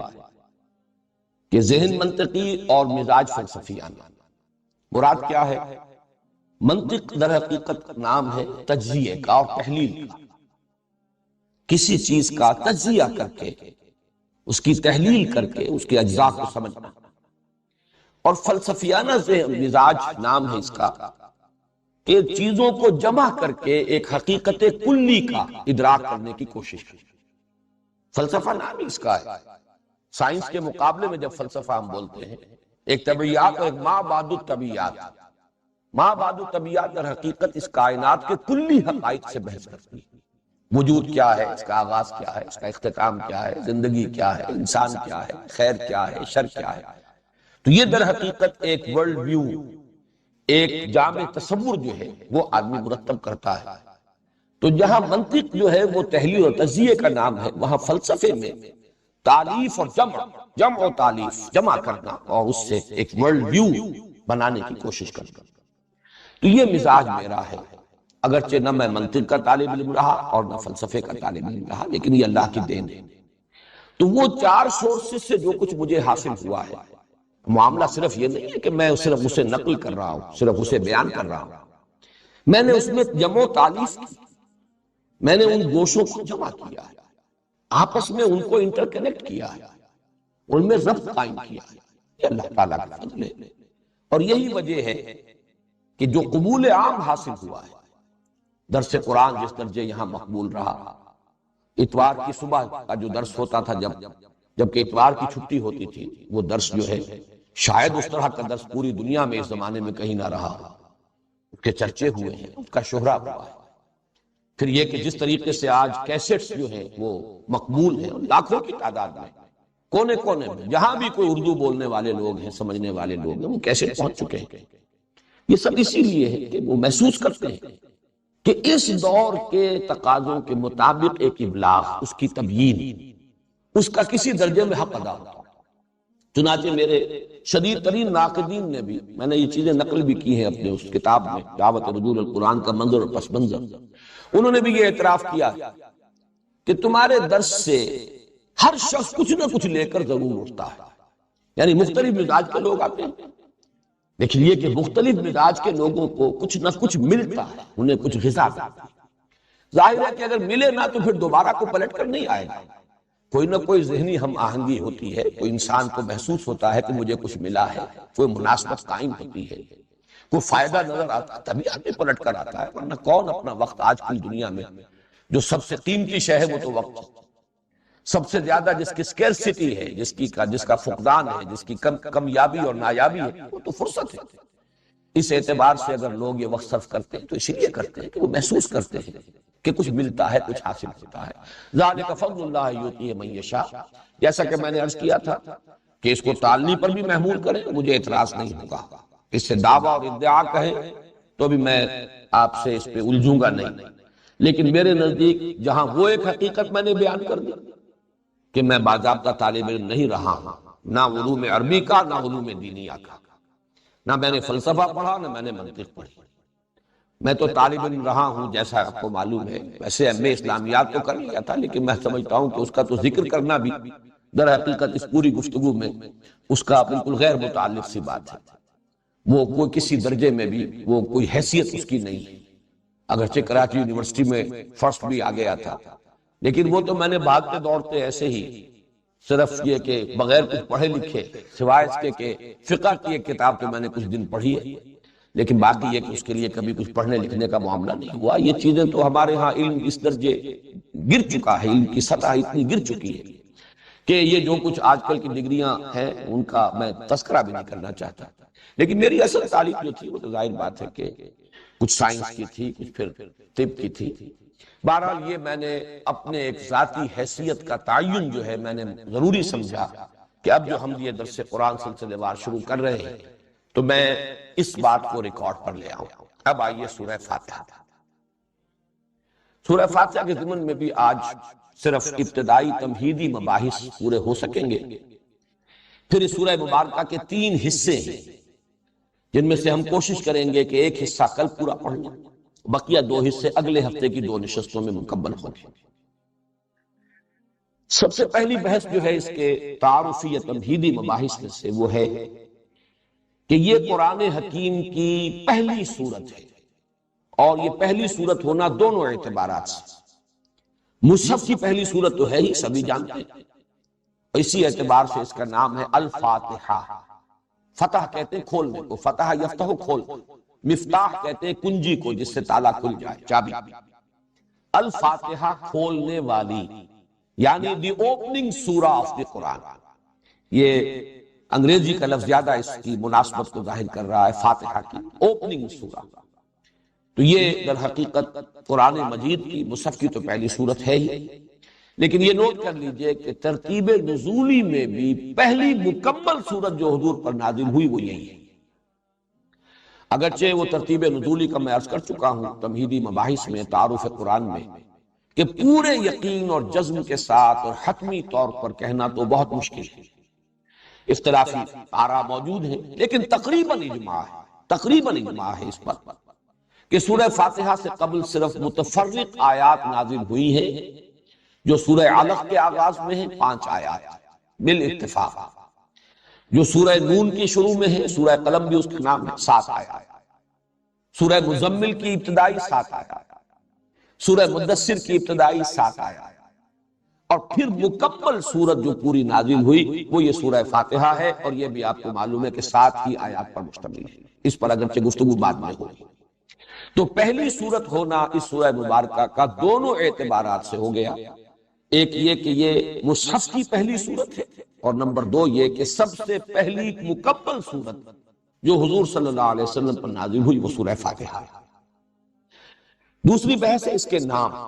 جیسا کہ میں نے اس سے پہلے بھی بیان کیا ہے، عربوں کا ایک خاص ذوق تھا نام رکھنا کثرت سے، جس چیز سے محبت ہو جائے اس کے بہت سے نام ہوں گے، اس کی ایک ایک ادا، اس کا ایک ایک وصف، اس کی ایک ایک صفت کے حوالے سے اس کے نام بناتے چلے جائیں۔ چنانچہ اس سورہ مبارکہ کے بھی متعدد نام ہے، بلکہ متعدد کا لفظ تو ہلکا ہے۔ علامہ جلال الدین سیوطی نے 25 نام جو ہے الاتقان فی علوم القرآن میں جمع کیے، ان میں سے جو موٹے موٹے ہیں وہ میں آپ کو بتا دیتا ہوں۔ الفاتحہ کو تو اس کے اسم علم ہونے کی حیثیت حاصل، اس کا نام اگر لیا جائے گا جو بالکل ایکسکلوسیو ہے وہ ہے سورۃ الفاتحہ، میں بیان کر چکا ہوں، وہ اس اعتبار سے کہ اوپننگ سورہ ہے قرآن مجید کی۔ اس کے بعد اس کی جامعیت کے اعتبار سے 2 نام بہت معروف ہیں اور مشہور ہیں، ام القرآن اور اساس القرآن۔ اساس بنیاد کو کہتے ہیں جس پر کوئی عمارت تعمیر ہو، جڑ کو کہتے ہیں، والدہ کے لیے بھی لفظ اسی اعتبار سے آتا ہے، ولادت ہوتی ہے اولاد کی اسی سے، تو یہ کا لفظ ہے، ام القرآن یعنی جڑ بنیاد جو ہے قرآن مجید کی وہ سورہ فاتحہ ہے۔ پھر ایک حدیث میں اس کے 2 الفاظ آئے ہیں، وہ حدیث ابھی ہم پڑھیں گے بھی، السبع المثانی اور القرآن العظیم، یہ خود اپنی جگہ پر ایک مکمل قرآن ہے، یعنی اس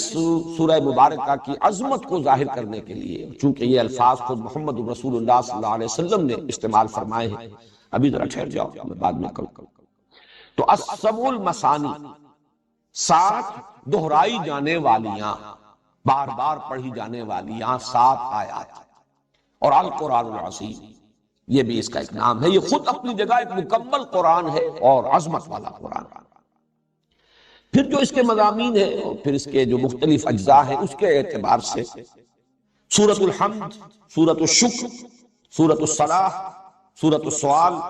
سورۃ المناجات، یہ مختلف نام ہیں۔ الکافیہ،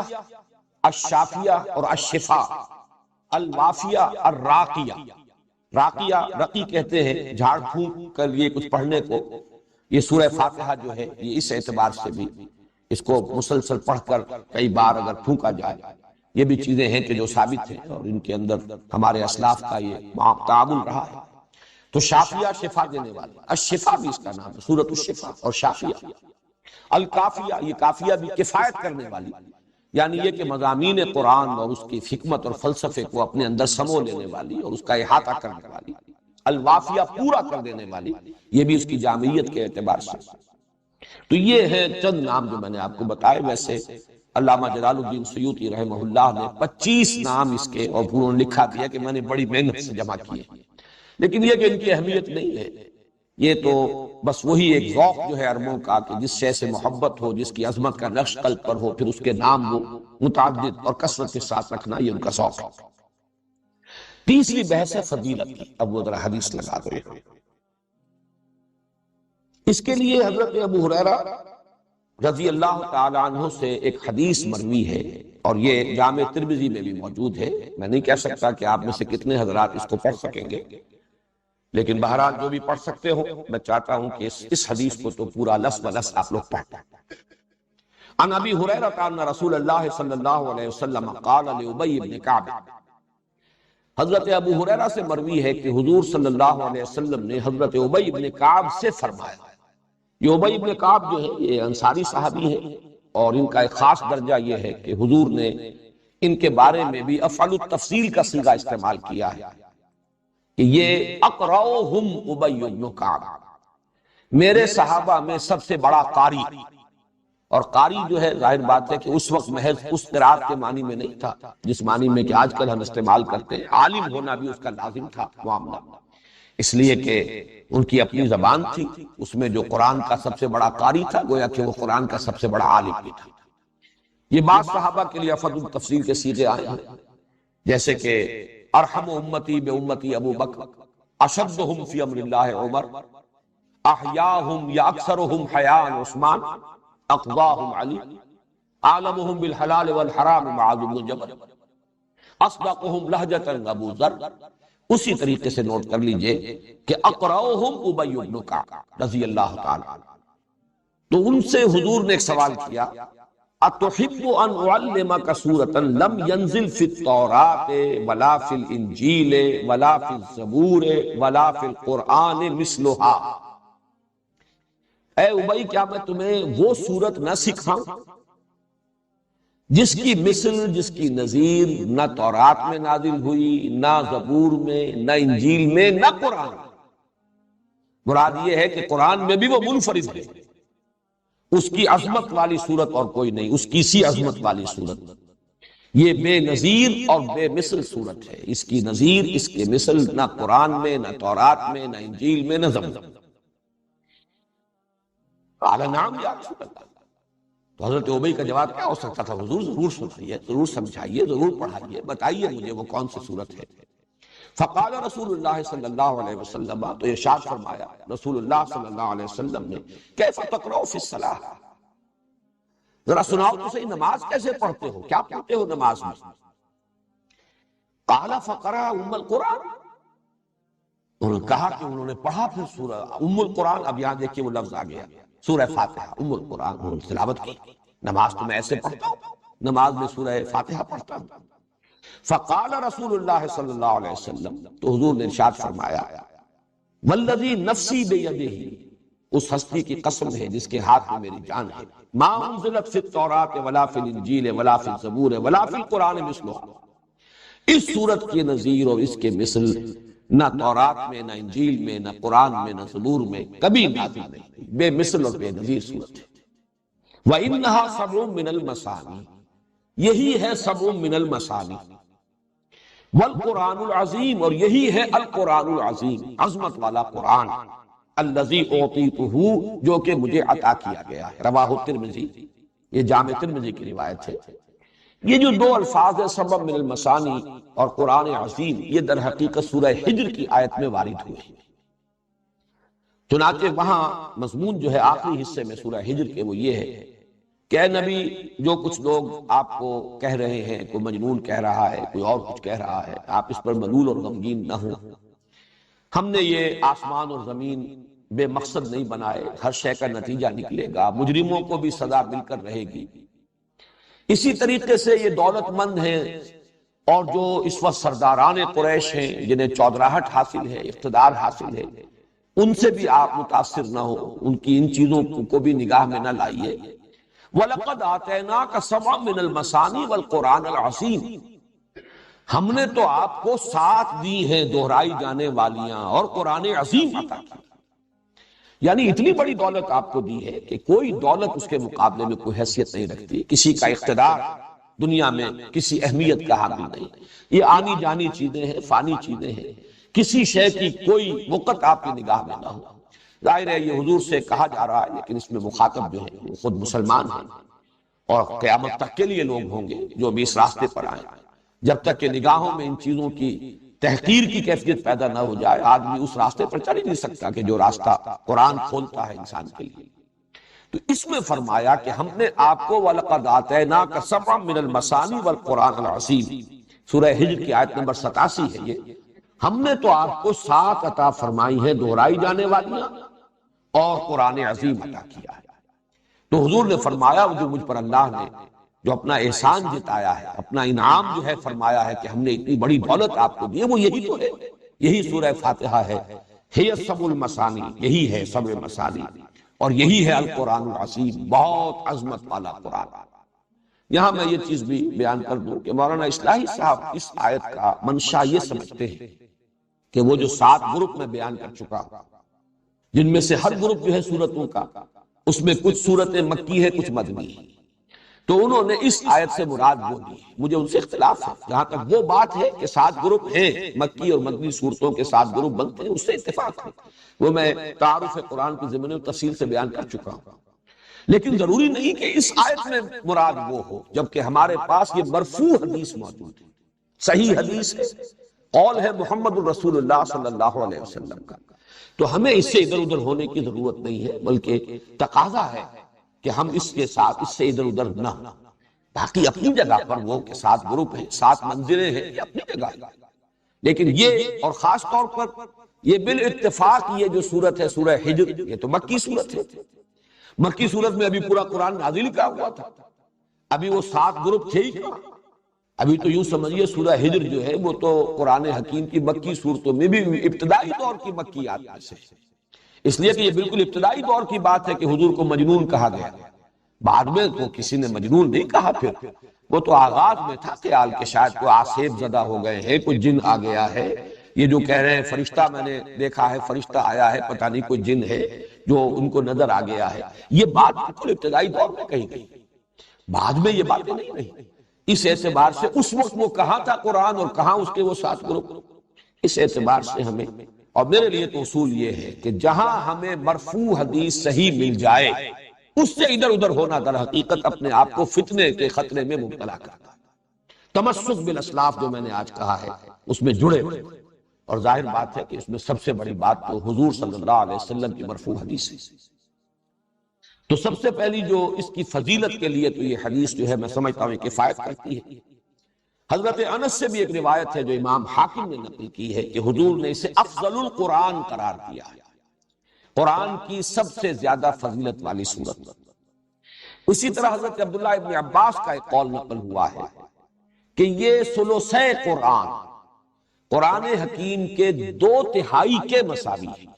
اب دیکھیے کسی شے کی عظمت کو، اس کے مقام اور مرتبے کو سمجھانے کے مختلف اسلوب ہو سکتے ہیں، یہ کوئی تولنے کے حساب سے نہیں ہے، لیکن حضور صلی اللہ علیہ وسلم نے اپنے ساتھیوں کو، اور ان میں آپ کو معلوم ہے کہ سب کے سب لوگ تو اس صلاحیت کے نہیں تھے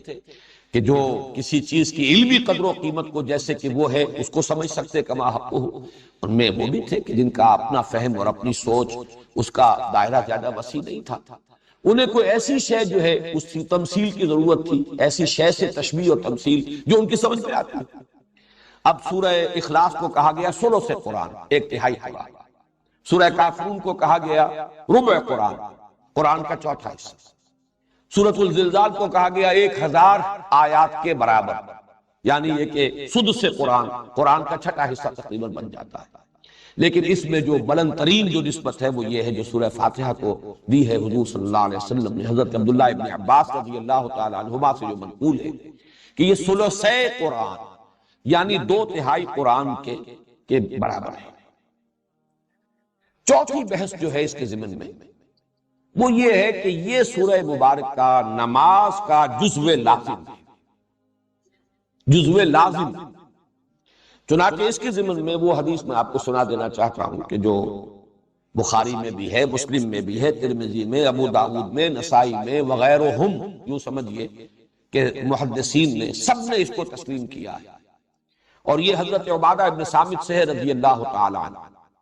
وہ فرماتے ہیں کہ حضور نے ارشاد فرمایا لا صلاۃ لمن لم یقرأ بفاتحۃ الکتاب،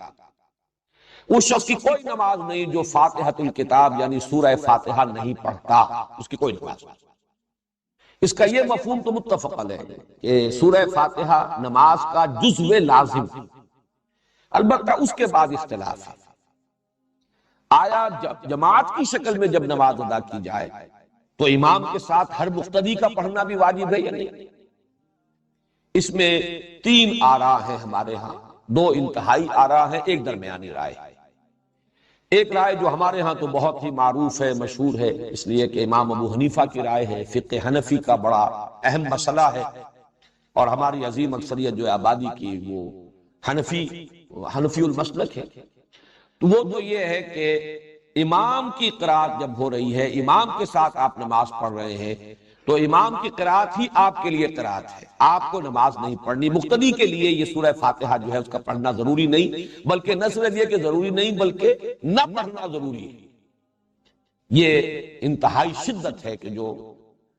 حنفی مسلک میں اس بارے میں ہے، اور مثال وہ دیتے ہیں بڑی، یعنی ایک اعتبار سے تمثیل و تشبیہ کے پہلو سے بہت یعنی معقول تشبیہ ہے کہ جب وفد کی صورت میں کہیں جائے، کسی بڑی شخصیت کے سامنے پیشی ہو، حاضری ہو، تو کوئی ایک ہوتا ہے جو نمائندہ، وہ گفتگو کرتا ہے، باقی سب لوگ موجود ہوتے ہیں، ان کی موجودگی گویا کہ ایک طرح کی شمولیت ہے، لیکن یہ کہ گفتگو جو ہے، کوئی درخواست پیش کرنی ہے، کوئی مطالبہ رکھنا ہے، تو وہ ایک ان کا نمائندہ پیش کرتا ہے۔ اسی طریقے سے جب امام پڑھ رہا ہے تو گویا کہ مقتدیوں کی طرف سے قرات ہو گئی، یعنی یہ مطلب نہیں ہے کہ یہ نماز کا جزو لازم نہیں ہے، صرف یہ ہے کہ جب جماعت کی شکل میں نماز پڑھی جا رہی ہو تو سورہ فاتحہ جب امام نے پڑھ لی تو گویا کہ تمام مقتدیوں کی طرف سے بھی یہ قرات کا حق ادا ہے۔ اس کے بالکل برعکس اور دوسری انتہائی رائے جو ہے وہ امام شافعی کی ہے رحمہ اللہ، کہ جو ظاہر ہے اس کا، ویسے یہ میں عرض کر دوں کہ جو موقف ہے امام ابو حنیفہ کا اور جو حنفی مسلک ہے، اس میں ایک دلیل یہ بھی پیش کی جاتی ہے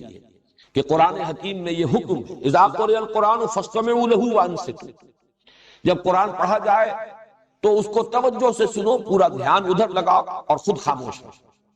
اگرچہ یہ دلیل جو ہے در حقیقت بنتی ہے تیسری رائے کے لیے جو میں بعد میں عرض کروں گا، لیکن اسے بھی جو حنفی المسلک لوگ ہیں وہ اپنے موقف کی دلیل کے طور پر پیش کرتے ہیں۔ اس کے بالکل برعکس ہے، وہ گویا کہ اس حدیث کے جو الفاظ ہیں اس پر مبنی ہے، ظاہر الفاظ لا صلاۃ لمن لم یقرأ بفاتحۃ الکتاب، اور حدیث یقیناً اتنی قوی ہے، اتنی مستند ہے، اپنے سند کے اعتبار سے اتنی اعلیٰ رتبے کی ہے کہ ظاہر بات ہے کہ اس سے اونچا رتبہ تو کوئی اور ہو نہیں سکتا کسی حدیث کا، سند کے اعتبار سے، روایت کے اعتبار سے۔ تو امام شافعی کی رائے یہ ہے کہ ہر نمازی مقتدی بھی پڑھے، پڑھنے کے پھر ان کے ہاں مختلف انداز ہیں، چونکہ حضور کا ایک معمول یہ بھی نقل ہوا ہے کہ آپ جب پڑھتے تھے سورہ فاتحہ جہری رکعت میں بھی، اس کے بعد تھوڑی دیر تک آپ خاموش رہتے تھے، وقفہ ہوتا تھا۔ ہم تو ہماری عادت تو یہ ہے کہ فوراً ہی کوئی جو سورت میں لانی ہے یا کچھ قرآن کا حصہ پڑھنا ہے تو سورہ فاتحہ کے بعد اس کو متصل کر لیتے ہیں، لیکن حضور سے یہ ثابت ہے تھوڑا سا وقفہ، اور اس کے دوران گویا کہ مقتدی بھی جلدی سے دہرا لیں اور پڑھ لیں۔ ایک طریقہ تو یہ ہے، اور ایک یہ ہے، اور یہ بھی حضور کے معمول کے ساتھ مناسبت رکھنے والا ہے کہ آپ نماز میں سورہ فاتحہ پڑھتے تھے تو ہر آیت پر رکتے تھے۔ یہ وقفہ جو ہے یہ گویا کہ کفایت کر جاتا ہے کہ امام نے کہا الحمدللہ رب العالمین، اور اس کے بعد وہ ذرا سا وقفہ دے تاکہ مقتدی بھی الحمدللہ رب العالمین پڑھ لیں، پھر الرحمن الرحیم وقفہ دے تاکہ مقتدی بھی پڑھ لیں۔ بہرحال یہ تو ہوا اس کی جو عملی شکل ہے، لیکن اس وقت میں صرف موقف اور مسلک بیان کر رہا ہوں کہ امام شافعی کا اور شوافع کا اور حنابلہ کا یہ موقف ہے، اور چونکہ امام احمد ابن حنبل شاگرد امام شافعی کے تو تسلسل بھی ہے، اس میں یہ ہے کہ ہر مقتدی کے لیے بھی سورہ فاتحہ کا پڑھنا لازم ہے۔ معتدل مسلک ہے امام مالک کا رحمہ اللہ، امام دار الہجرہ، کیونکہ وہ امام مدینہ ہے، اس اعتبار سے ان کی بات بہت سے پہلوؤں سے بہت وقی بھی ہے۔ حدیث کا بھی سب سے پہلا مجموعہ جو ہے موطا امام مالک، یہ گویا کہ اولین مجموعہ ہے جس کو کہ فقہی جو بھی ابواب ہیں ان کی شکل میں مرتب کیا گیا۔ امام مالک کا موقف یہ ہے، اور میں اس کو کوئی بات نہیں سمجھتا اس کے بیان کرنے میں کہ میرا اپنا عمل کس پر ہے، وہ یہ ہے کہ جہری رکعت میں امام کی قرات کو توجہ سے سنو، گویا کہ عمل ہو گیا اس آیت پر، اذا قرئ القرآن فاستمعوا له وانصتوا۔ البتہ سری رکعت ہے، اس میں خود سورہ فاتحہ پڑھو، اس لیے کہ اس وقت آپ سن نہیں رہے۔ لیکن یہ کہ ہمارے ہاں بعض جو مفتی حضرات ہیں، حنفی مفتی حضرات، وہ اس میں بہت شدت سے کام لیتے ہیں کہ فرض کیجئے کوئی رکعت آپ کی چھوٹ گئی تھی، پہلی رکعت رہ گئی تھی، آپ دوسری میں شریک ہوئے، تو اب اگر آپ اپنی رکعت پہلی جو ہے پڑھنے کے لیے، جبکہ باقی نمازی فارغ ہو گئے، سلام پھر چکا، امام سلام پھر چکا، اب آپ کھڑے ہو کر جو رکعت پڑھ رہے ہیں، تو شدت کی انتہا یہ کہ اس رکعت میں بھی سورہ فاتحہ مت پڑھو، صرف اتنی دیر کھڑے رہو جتنی دیر کے سورہ فاتحہ پڑھی جاتی ہے۔ یہ چیز جو ہے میرے نزدیک انتہا پسندی والا معاملہ ہے بالکل اس معاملے میں۔ بہرحال درمیانی مسلک یہ ہے، لیکن یہ کہ اس وقت جو کچھ مجھے بیان کرنا تھا یہ میں نے بیان کر دیا، اس لیے کہ یہ عملی مسئلہ ہے، بہت سے حضرات کو اس سے سابقہ پیش آ سکتا ہے، لیکن یہ کہ اصل بات جو اس وقت جو میری بحث تھی وہ یہ کہ یہ نماز کا جزو لازم ہے۔ پانچویں بحث یہ ہے کہ جزو لازم نہیں، یہی اصل نماز ہے، یہی صلاۃ ہے۔ اس اعتبار سے ایک حدیث قدسی جو ہے اس کا ذرا رکھو یہاں پر، جو لگا دو اب، وہ حدیث قدسی کے جو مسلم شریف میں ہے، صحیح مسلم میں ابو ہریرہ رضی اللہ تعالی عنہ سے مروی ہے۔ ابھی ہم نے جو حدیث پڑھی تھی کہ حضور نے پوچھا کیف تقرأ فی الصلاۃ، نماز میں کیا پڑھتے ہو، اور آپ حضرت ابی بن کعب نے سورہ فاتحہ پڑھی، لیکن یہ کہ یہ تو ہوا نماز میں سورہ فاتحہ کا پڑھنا۔ دوسری حدیث جو ہے یہ حدیث قدسی ہے، جس میں کہ حضور صلی اللہ علیہ وسلم نقل فرما رہے اللہ کا ایک فرمان۔ حدیث قدسی اصل میں اسے کہا جاتا ہے جس میں کہ حضور صلی اللہ علیہ وسلم یہ فرمائے کہ اللہ یوں فرماتا ہے۔ وہ اگرچہ قرآن تو نہیں ہے، وہ وحی جلی نہیں ہے جو قرآن میں شامل ہے، لیکن یہ کہ وحی خفی جو ہے اس کے ضمن میں یہ کہا جائے گا کہ وہ سب سے بلند ترین وحی خفی ہے۔ یوں کہیے کہ وہ جو وحی خفی میں جو درجے ہو سکتے ہیں ان میں بلند ترین درجہ حدیث قدسی کا۔ اس کے الفاظ نوٹ کیجئے، اللہ تعالیٰ فرماتا ہے